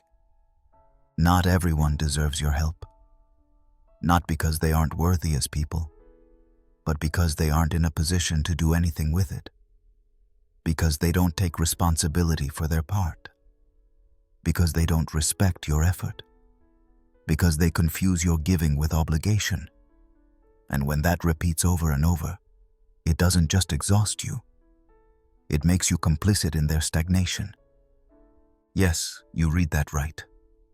Sometimes, by helping so much, you stop allowing the other person to take responsibility for their own process. You interrupt it. You hold it up artificially. You push it toward a comfort that doesn't transform them. And that is not love. That is fear. That reflects a deep-seated belief that says, if I'm not needed, they'll leave me. But you didn't come into this world to earn affection by solving everyone else's problems. You are not here to mend everyone's wounds while neglecting your own. You shouldn't have to give your time and energy to people who don't know what to do with them. And no, that doesn't make you less good. It makes you more aware, more clear, more free. Because real help isn't giving everything. It's knowing when to say yes and when to say no. It's distinguishing between a genuine need and emotional blackmail. Between a sincere request and a manipulation disguised as need. Between an extended hand and a trap disguised as dependency. And for that, you need to observe, both yourself and the other. Ask whether what you're doing comes from love or from fear. Whether you're helping because you genuinely want to, or because you feel you must. Whether you're offering something you can truly give, or forcing yourself to give what you no longer have. When you start applying that filter, at first guilt will invade you. Because you've been made to believe that saying no is selfish, that shutting the door is cruel, that hoarding your energy is stingy. But that is not true. What is cruel is continuing to sustain one-sided relationships. What is selfish is letting someone get used to living off what you carry. What is stingy is giving endlessly until there is nothing left of you. Not everyone deserves your help. Some people deserve your distance. Others, your silence. Some only deserve that you don't intervene. Because their path is their own. Because their responsibility isn't yours to bear. Because their growth depends on their own choices, not on your sacrifices. And yes, sometimes that will hurt. Because you care, because you love, because you wish they saw what you see. But you can't live for them, nor for anyone else. You can't take on every absence in someone else. You can't keep waiting for someone to value what they aren't willing to build for themselves. You deserve to be surrounded by people who also give, who also care, who also show up, who don't approach you only when they need something, who don't take advantage of your capacity to give until you're left empty. You are not here to save everyone. You are here to be at peace with yourself. To help, yes, but without breaking yourself. To support, yes, but without carrying everything. To love, yes, but without forgetting about yourself. And that begins with one decision. Choose who you'll help, not from obligation, but from your truth. Chapter 14. I can do it on my own, as a defense mechanism. There are phrases we repeat with such pride that we don't even notice the pain behind them. I can do it on my own sounds strong, determined, invulnerable. It's an affirmation you use as a shield, as a banner, as your calling card. You say it with your head held high, as if it were a virtue. But what very few see, and what sometimes you don't even allow yourself to acknowledge, is that behind that, I can do it on my own, lies a story of disappointments, of abandonments, of broken promises and silences that left a mark. You weren't born that way. You didn't come into the world believing you had to do everything alone. You learned it. Through hard knocks, from waiting on someone who never came, from trusting and feeling let down, from extending your hand and not finding it returned, until at some point you said to yourself, enough. And that enough became armor, a system operating in survival mode. And you survived. Of course you did. Because you're strong, because you have resources, because you manage, because you push forward even when inside you feel like you're falling apart. But living in survival mode is not living. It's resisting. It's enduring. It's functioning non-stop and without real companionship. And that, over time, takes its toll. The worst part is that, from the outside, everyone admires you. They tell you that you're an upright woman, that you handle everything, that they wish they had your strength, and you smile, because you won't be the one to tarnish that image. But inside you're tired. Tired of having to prove you can. Tired of no one noticing that you also need, that you also fall, that you also want to let go, even if just for a moment. But you don't know how. Because asking for help feels uncomfortable. Because showing vulnerability seems too risky. Because part of you still believes that if you show fragility, someone will use it against you. And that part, the most wounded, the oldest, is the one propping up that I can do it on my own, with clenched teeth.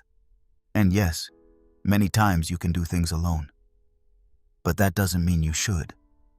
Or that you have to do it always. Or that living that way is healthy. Because what you began doing as a response to pain eventually became a prison. A rigid structure from which no one can truly approach you. Because what you project is self-sufficiency. But what you long for is to be held. And it's not that you want to be dependent on someone. It's not about that. It's about being able to rest without guilt, about being able to trust without wondering when the blow will come. It's about having a space where you don't have to always be whole, always strong, always available. It's about allowing yourself to be supported, even if just for a little while. To recognize that you also deserve a hug where you don't have to give anything in return. But that isn't built overnight. It requires unlearning. It requires looking directly at that part of you that learned needing is dangerous, that showing pain is weakness, that asking for support is failure. And begin teaching it something different. Begin repeating patiently that asking doesn't diminish your worth, that receiving doesn't make you any less capable, that accepting help doesn't mean losing control, but rather opening yourself to another way of being in the world. Because no one can fully save you, you know that. But that doesn't mean you have to carry everything alone. There are people who know how to accompany without invading, who know how to be there without occupying your space, who understand love as shared presence, not dependence. But for those people to come or to stay, you have to lower your guard a bit. You have to allow yourself to fail without hiding. You have to dare to say, "This overwhelms me," without feeling fragile. And that's hard. Because every time you tried in the past, something hurt. Someone left. Someone used you. Someone mocked you. But today you're not the same. Today you have other tools. Today you have words. Today you know when yes and when no. Today you can choose more consciously. And that consciousness gives you power. Not the power to close yourself off, but to open yourself without losing yourself. And that begins a new stage. One where you can still be strong, but not out of obligation, but out of choice. One where you can still solve problems, but not because there's no one else, but because you choose to. One where you can be alone, yes, but without having to prove it all the time. Because being alone by choice is freedom. Being alone out of fear is prison. You can handle many things, and no one doubts that. But that doesn't mean you must remain in perpetual conflict. The "I can do it on my own" served you during difficult times. It was a way to hold yourself up when there were no other options. But now there are more. Now you can rebuild the bond with support, with rest, with the possibility of letting yourself be seen without having to explain that you're not weak, that you're just tired. And whoever doesn't understand that, whoever only values you when they see you as invincible, doesn't deserve your giving. Because you are not valuable because you can carry everything. You are valuable for who you are, even when you can't, even when you break, even when you surrender for a moment. You don't have to let go of "I can do it on my own" all at once. But you can start loosening its grip. You can begin to see what happens if you ask, if you delegate, if you share, if you allow yourself to be human, if you stop demanding of your body, your mind, your soul, that they match an image you no longer need to uphold. Because you are not here to be a statue of strength. You are here to live with truth. And sometimes the truth looks more like an "assist me" than an "I can do it on my own." And that's okay. That, too, is strength. Chapter 15. When you give so much that you empty yourself. There comes a moment, not always obvious, when something inside you goes dark. It's not a shout. It's not an explosion. It's more like a silence. A strange, dense, exhausted silence. It's not physical tiredness. No amount of sleep or a weekend off will fix it. It's a deeper kind of fatigue, a feeling of having given everything, and there's nothing left of you. And the most confusing part is not knowing when it happened. Because it wasn't a single act, not a specific decision. It was a process. Quiet. Cumulative. You gave fragments of yourself every day. in small offerings that seemed harmless. You kept pushing your needs aside. You kept saying it's fine while everything was happening. You kept holding on relentlessly until your own hands began to tremble. And no one noticed. Because you did it well. Because you didn't ask. Because you didn't demand. Because you had this ability to be present even when you could no longer hold on. Because you learned that being generous was a virtue. That giving without limits was the right thing. That others were more important than you. And of course, giving is beautiful. When it comes from a genuine place, when there's reciprocity, when it doesn't become the only way to feel valued. But giving without pause, without boundaries, without return, is not nobility. It's self-abandonment. It's living in a constant emotional deficit. It's walking through life offering water from an empty pitcher, pretending you still have enough to quench everyone else's thirst. And that demand, when it becomes routine, catches up to you. At first, in the form of exhaustion. Then, in the form of resentment. And later, in the form of emptiness. Because eventually you no longer know which parts of your day are for you and which are out of habit. At what point you stop being yourself and start to be an emotional resource for others? At what moment you began forgetting yourself completely? And that shows up in how nothing excites you anymore, in how you struggle to make even simple decisions, in how you feel uneasy in your own skin, but you don't know why, in how you suddenly find yourself reacting with unexpected sadness or with anger that you can't place. It comes from there, from all you gave without questioning whether you could, from everything you surrendered without asking if you should, from every time you prioritized the other with a smile while something inside you withered.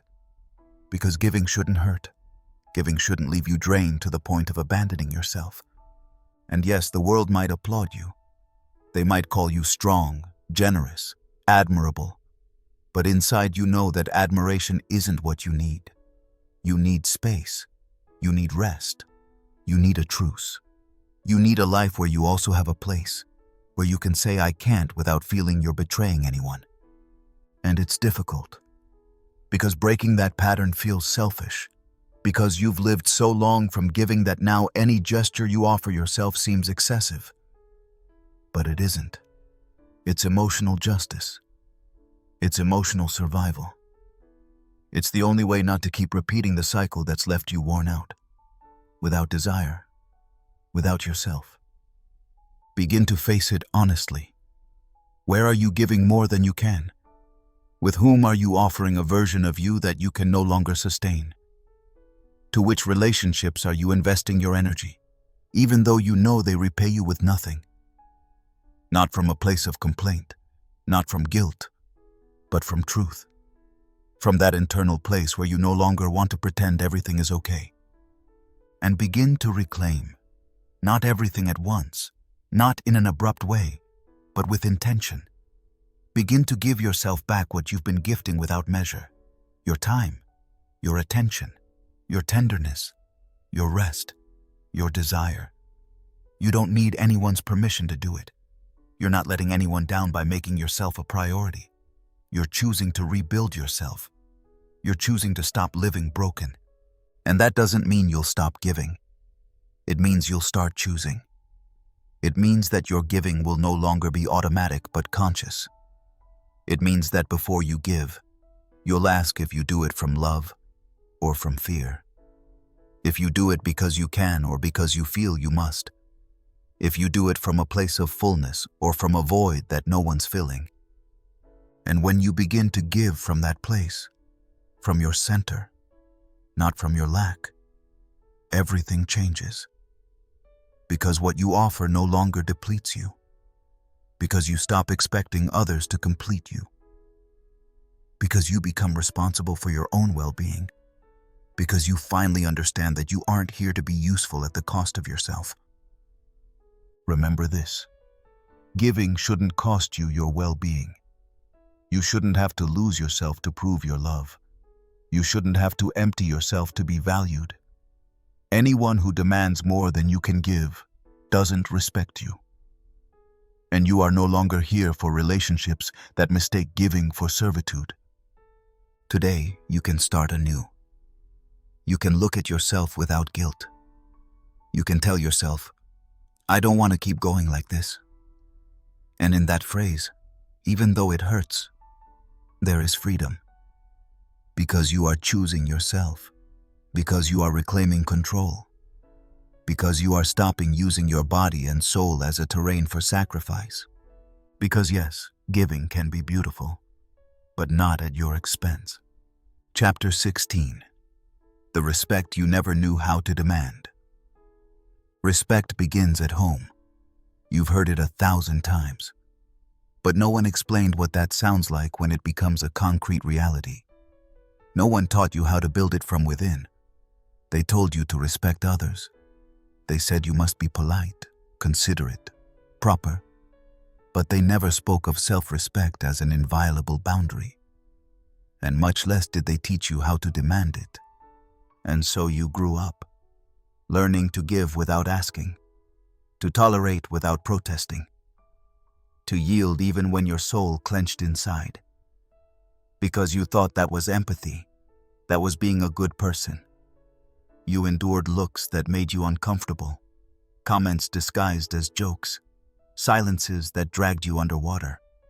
And you stayed silent, because they told you it wasn't such a big deal, that you were overreacting, that you likely misinterpreted. But you knew, you felt it.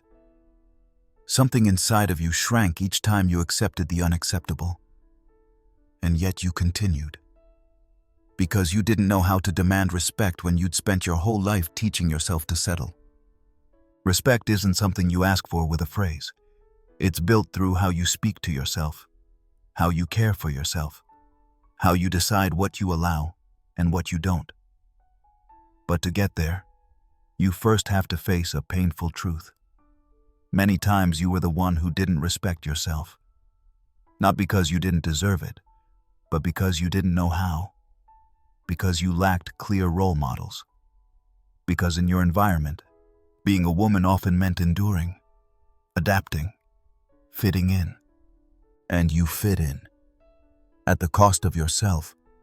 At the cost of your energy, your self-esteem, your desire. You smiled when you wanted to scream.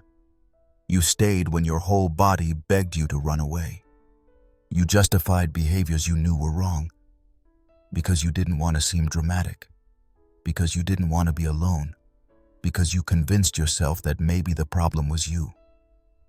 And it wasn't. But you treated yourself as if it were. You placed yourself in last place so many times that you began to feel that that was where you belonged. That it was natural to be stepped on a little. That it was normal to be interrupted, ignored, corrected, used. And if you ever dared to raise your voice, punishment would follow. Reproach, abandonment, criticism disguised as concern. That's how you learned that keeping quiet was safer. That swallowing what hurt you was simpler than explaining it. That pretending nothing was happening was the way to keep fitting in. And you did it so well that you forgot how it felt to respect yourself. Because that too can be forgotten. When you spend so much time prioritizing external harmony, you stop hearing the internal noise.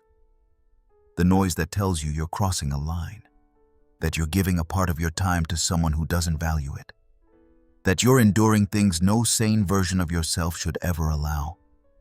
And even then, you persist, out of habit, out of inertia, out of fear. Because you feel that if you ask for more, if you set demands, if you claim your place, the other person will leave. And perhaps they will. But respect cannot depend on anyone staying. It cannot depend on how much someone loves you. It must depend on how much you love and respect yourself. And that, when you finally understand it, changes everything. Because you begin to look back not with guilt, but with awareness. you start to see that you weren't less for enduring. You were more. More sensitive, more empathetic, more loyal. But that misplaced sensitivity turned into silence. And that silence cost you dearly. Today you can begin to recover. You don't need to transform into an aggressive version of yourself. It's not about forcing your way. It's about saying, I won't allow this anymore. Even if your voice shakes, even if it upsets others, even if you lose relationships. Because any bond that can't survive your demand for respect was never a safe place. And it's not that now you have to enter every space armored. It's that now you know who you truly are. And you know what you're worth. And you know you don't need to earn anything, nor prove anything, nor maintain ties that buckle each time you dare to set a boundary. Respect isn't begged for. It's inhabited. It's embodied. It's conveyed in how you walk, in the way you respond, in the clarity with which you say no, without need for excuses.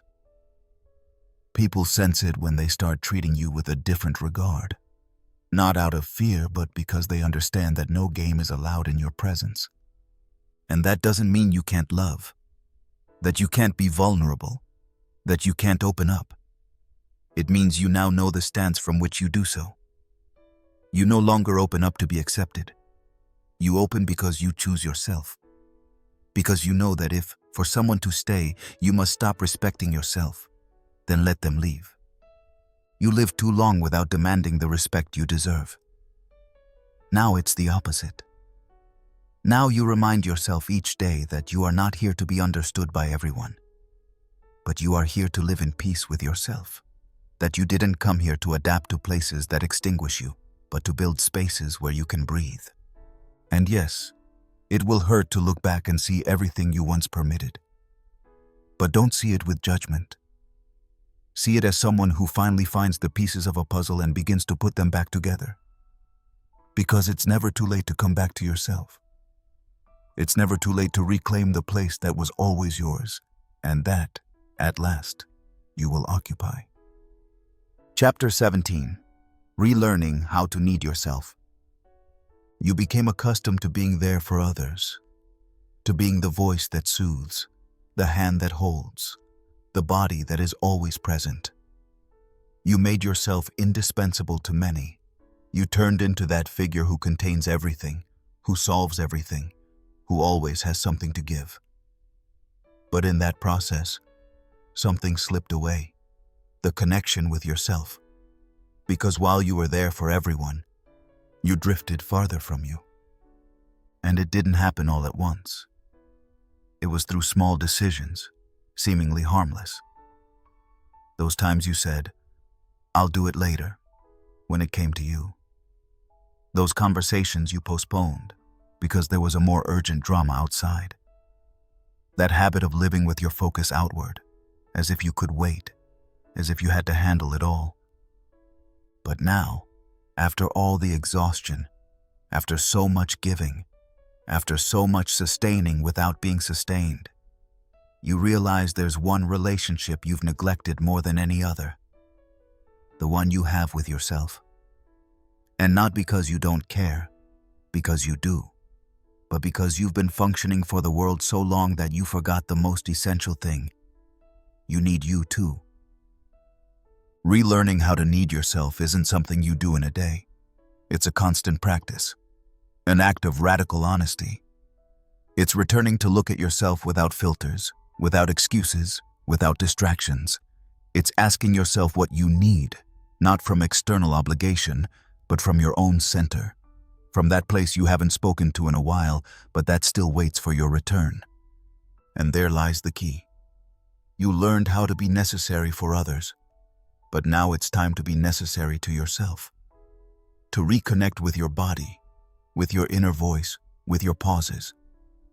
To take yourself seriously again. Not as another task on your to-do list, but as a true priority. Because needing yourself isn't an act of selfishness. It's a form of reconstruction. It's coming back to listen when all the world's noise fades. It's choosing yourself even if your environment doesn't understand. It's letting yourself be first, something you've been postponing for years. And yes, at first, it's uncomfortable. Because the noise of external urgency anesthetized you. Because there's something addictive about always being busy. Because putting yourself first confronts you with questions you don't always know how to answer. But that emptiness you feel, that sense of disconnection, that nameless sadness, none of that comes from what you lack on the outside. It comes from your internal absence. That's why you need to return. Return to your most basic needs, to your body, to your emotions, to your intuition, to your boundaries, to your desires, not from judgment, but from curiosity, not from self-demand, but from presence. Ask yourself, what am I missing? What part of me have I been leaving behind? What decision is pushing me farther from myself? And perhaps the answers will hurt. Because discovering that you've been letting yourself down unknowingly is uncomfortable. But it's also liberating. Because if you are part of the problem, you are also part of the solution. Because no one else can give you what you're not willing to give yourself. Needing yourself means beginning to inhabit yourself again. It means understanding that it's not enough for others to love you if you're not present in your own life. It means stopping the wait for others to notice your exhaustion when you won't even acknowledge it first. It means no longer asking permission to exist. And that takes courage. Because it implies dismantling a persona that's been functioning for some time. That persona who can always, who's always there, who never doubts, who answers even when they're broken inside.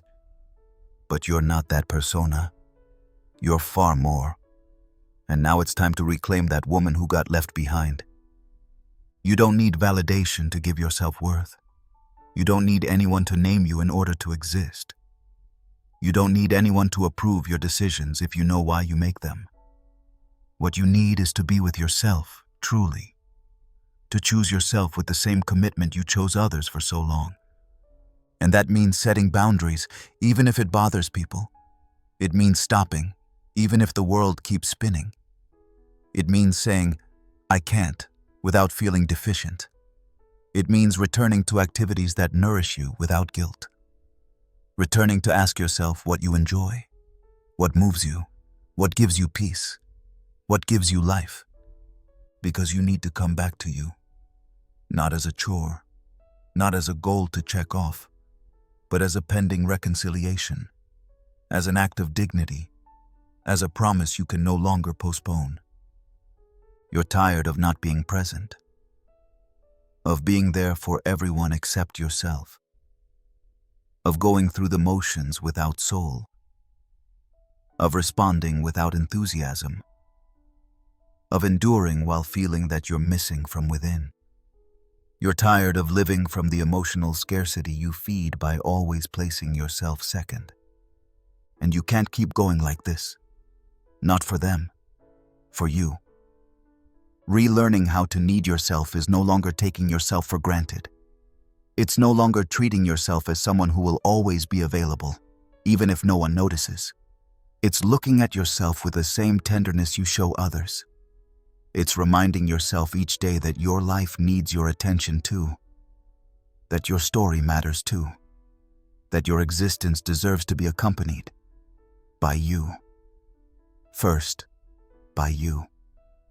Chapter 18. The fear of letting go of what no longer serves. There are ties, habits, routines, even thoughts that stopped making sense long ago. Relationships that no longer contribute. Commitments that weigh more than they add. Loyalties that function like chains. And still you cling. Not because you don't know something is broken. You know, you feel it. You see it. But letting go carries a price. And the fear of paying it sometimes overpowers the need to be free. Letting go of what no longer serves requires a mourning. And no one likes to go through that. Because the moment you open your hand, you also open a part of yourself that had grown accustomed to carrying the weight. And that sudden void, that absence, that empty space, can be more frightening than the burden itself, even when that burden caused you pain. That's why sometimes you stay. In jobs that no longer inspire you, in friendships that exist only out of inertia, in relationships held together by the fear of being alone. And you justify. You tell yourself, it's not that bad. It still has something to offer. Better the devil you know. But deep down you know you're stretching yourself too thin. That you're denying yourself something you deserve. That you're lying to yourself with every excuse you repeat. The fear of letting go doesn't always shout. Sometimes it whispers. It disguises itself as prudence, as patience, as commitment. It hides behind learned phrases that seem reasonable, but are actually walls masquerading as care. If I leave now, everything will fall apart. I don't want to hurt anyone. Maybe it can still change. And you remain trapped in that idea that to give up is to fail, as if holding on to the unsustainable were a form of success. But hanging on out of fear is not courage. It's wear. And deep down, you know it. You know there are things that have fulfilled their cycle. That what once nourished you now drains you. That what was once a refuge now suffocates you. That there are promises that have lost their substance, and continuing to pretend otherwise is a betrayal of yourself. But it hurts. It hurts to admit something ended. It hurts to accept you invested time, energy, love, and that this alone doesn't make it work. Because letting go isn't forgetting what you gave. It's honoring it. It's paying tribute to it precisely by not dragging it beyond what's healthy. Not everything that begins well must last forever. Not everything that once made sense still makes sense now. And that is one of the hardest lessons to swallow. That letting go doesn't always mean losing. Sometimes it means reclaiming what you left behind by holding on to the wrong thing. Letting go is an act of self-love, not a slamming of doors, not revenge, not a desperate abandonment. It's saying, this is as far as I go. It's looking at what you lived with gratitude, even nostalgia, but without staying stuck.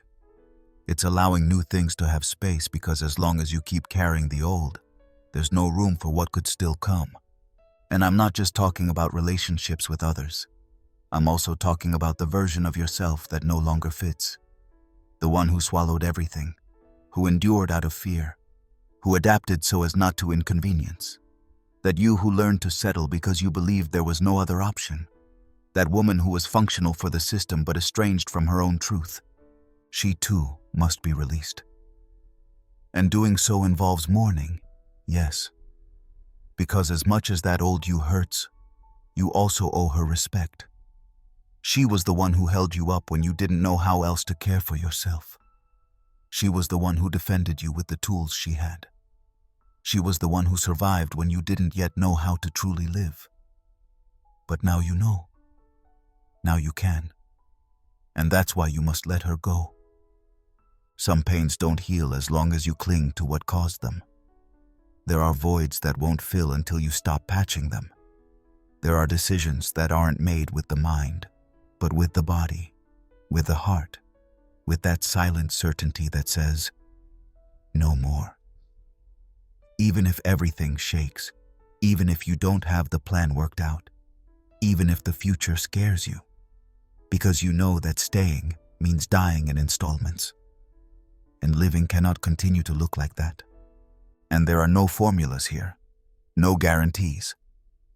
Letting go is scary because it leaves you face to face with yourself. And perhaps you don't yet know what comes next. But you do know what comes if you don't let go. More of the same.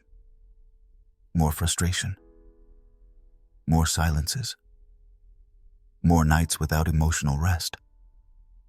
More days with that feeling of being in a place that is no longer yours.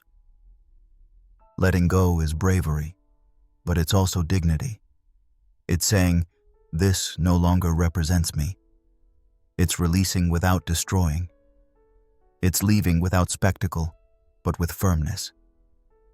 It's choosing yourself truly for the first time. not out of resentment, but from clarity. And it's likely that many won't understand. They'll think you're exaggerating. They'll tell you you could hold on a bit longer. They'll accuse you of selfishness. But no one lives your life for you. No one carries your fatigue. No one hears the noise in your head when you pretend everything's fine. That's why this decision is yours. Because you're the one who pays the price too. Letting go isn't losing. It's choosing that you deserve more. It's choosing the path that may scare you, but that gives back your breath. It's coming back to inhabit your life with authenticity.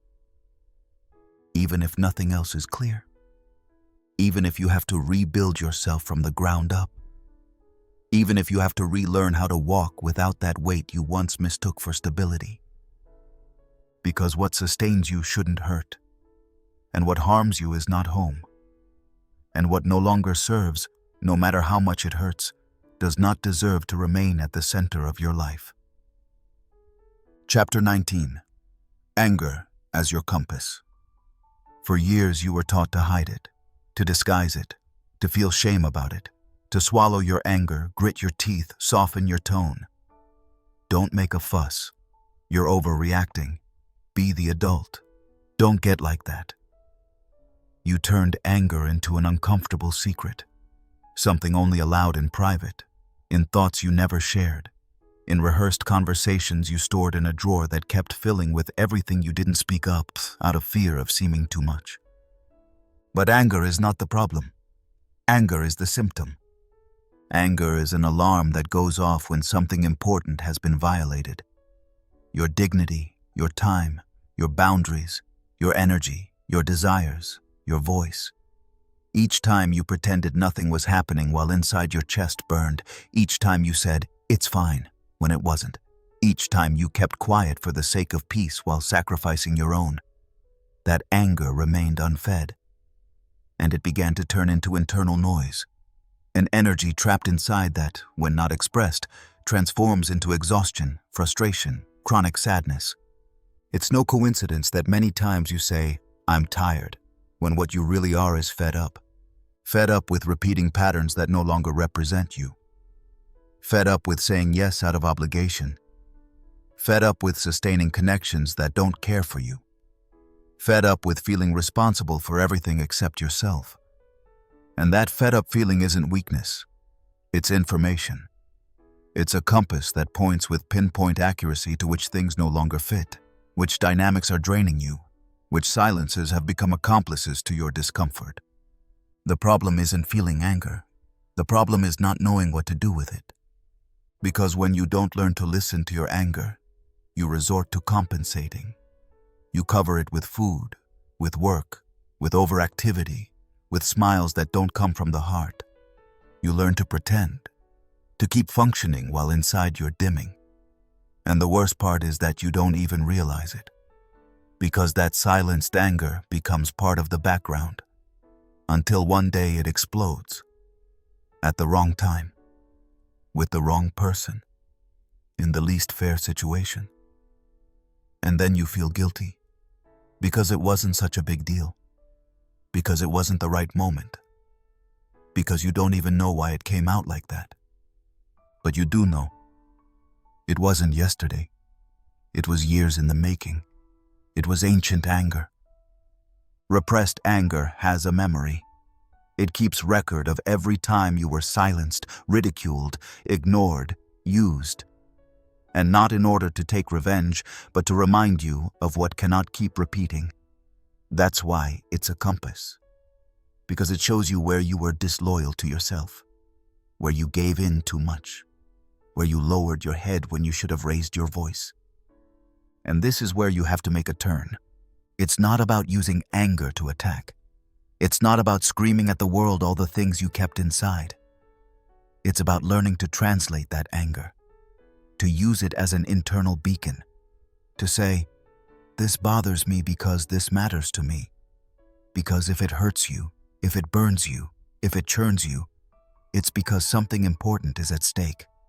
Something in need of being named, not censored. Anger has a bad reputation.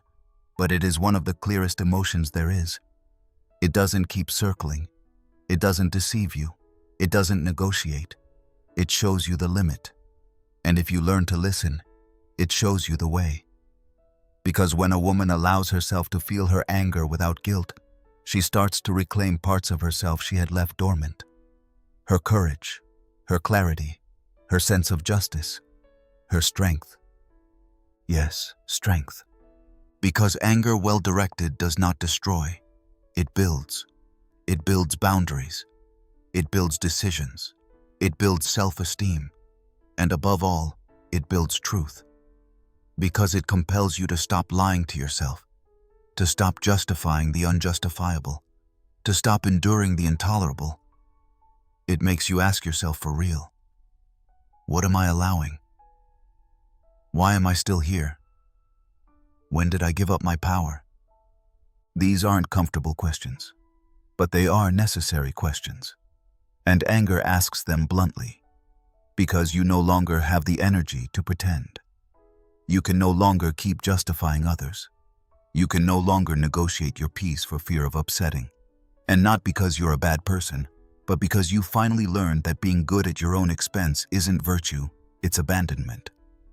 That's why you mustn't snuff out your anger. Don't prettify it. Don't gloss it over. Don't turn it into something acceptable so it doesn't bother others. Listen to it. Receive it. Let it tell you what it's been waiting to say. And then with calm, with presence, with awareness, translate it. Use that energy to make decisions, to give words where previously there were only contained gestures, to put distance where you can no longer stay close without breaking. Don't be afraid of your anger. Be afraid, rather, of getting used to not feeling it. Because that would mean you've resigned yourself, that nothing still angers you, that everything leaves you indifferent. And there truly you are in danger, because you will have lost the most honest gauge you have for knowing when something is not right. Anger, well regarded, is not the end. It's the beginning of a new way of being in the world. More honest, firmer, real, and although it may upset some, more free. Chapter 20. You no longer have to save anyone. At some point in your story, someone taught you, with words or without, that your worth lay in what you gave, that to be loved was a direct consequence of being useful, that love was earned through effort, that your presence was valid only if you were needed. And so it began. You didn't realize it. You only knew that when others needed you, they stayed. And you learned to stay too, even when it hurt, even when you felt yourself breaking. You became the savior before you even became yourself. You were the shoulder, the help, the net, the support. You became the refuge for those who didn't know how to stand, the engine for those who didn't want to walk alone, the answer for those who never asked themselves a question, and you did it convinced it was love, that was the way, that giving everything was synonymous with being good, with being strong, with being enough. But the truth, however uncomfortable, is this. Many times, while you saved others, no one saw you. The Savior doesn't get in the way, but it also doesn't shine. The Savior doesn't complain, but it also doesn't ask. The Savior is always there, even when it can't go on, even when what it needs is to be saved itself. And no one comes, because everyone is so used to receiving from you that they forget to ask if you need, if you bleed, if you also fall. And the hardest part isn't that. The hardest part is that you forgot yourself too. You got lost in that mission of extinguishing others' fires, unaware that yours was going out. You became an expert in reading others' pain, but blind to your own. You made yourself strong so you wouldn't have to trouble others, so you wouldn't inconvenience them, so no one had to bear your burden. And in that effort to be everything for everyone, you ceased to be enough for yourself. until something inside you tires. Not a physical exhaustion. It's something else. It's a weariness of the soul. It's that feeling of living everyone else's life but your own. Of having 1,000 hands reaching for you and not a single one to hold you. It's the echo of your own name when you whisper it so softly it almost vanishes. Because it's been ages since anyone spoke it without expecting something in return. But here you are, awake, clear-headed, tired, yes, but awake. And at last you understand something that instantly sets you free. You no longer have to save anyone, because no one came into this world to be another's emotional repair. Because accompanying is not the same as dragging. Because sustaining is not the same as disappearing in the process. Because love shouldn't hurt nor demand you betray yourself. Because when you save someone who doesn't want saving, you end up sinking. And it's not that you should become indifferent. It's that you must stop confusing love with sacrifice. It's that you must understand that there are people who only know how to love you if they need you. And when you stop being necessary to them, that's not a loss. It's an act of truth. It's the first step to coming back to you. Because when you stop saving others, you begin to rescue yourself. You start reclaiming your time, your energy, your spaces. You learn to say no without guilt, to end conversations that tore you apart, to watch from afar without intervening, to let each person handle their own process, because that too is love. Honest love, adult love, love that doesn't infantilize or save but respects. And then something beautiful happens. When you stop saving, you discover you don't need someone to save you, that you can care for yourself without depleting, that you can be generous without emptying yourself, that you can love without losing yourself, that you can accompany without carrying, that you can see your life with new eyes, without the blindfold of duty, without the chains of "I have to." Your mission is no longer to sustain everyone. Your mission is to return to yourself, to your desires, to your pauses, to your own wounds, to your life without noise, without the distortion of expectations, without the weight of inherited mandates. Because now you understand that your worth isn't measured by how many lives you save.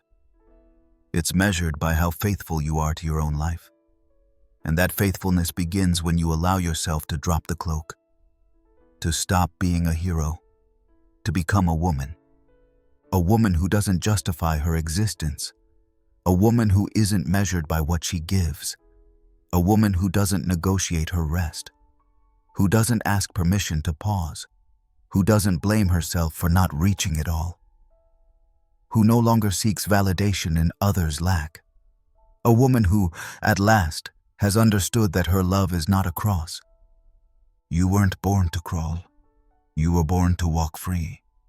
And that happens only when you let go of what isn't yours. Saving others was your shield, but you no longer need it. Today you can sustain yourself without carrying anyone. You can look at someone you love and not give yourself entirely. You can say, "I love you," without it meaning, "I won't love myself." You can give without bleeding. And that, dear one, is freedom. True freedom. And now that you've come this far, look at yourself. You're not the same. You've heard truths that hurt but also set you free. You don't need to go back. You don't need to keep pretending. The life you deserve begins the moment you decide to stop saving everyone and begin, at last, saving yourself. Share this audiobook with anyone who still hasn't given themselves permission to be truly themselves, because healing can be contagious. And you no longer owe yourself to anyone but you. Thank you for listening to you.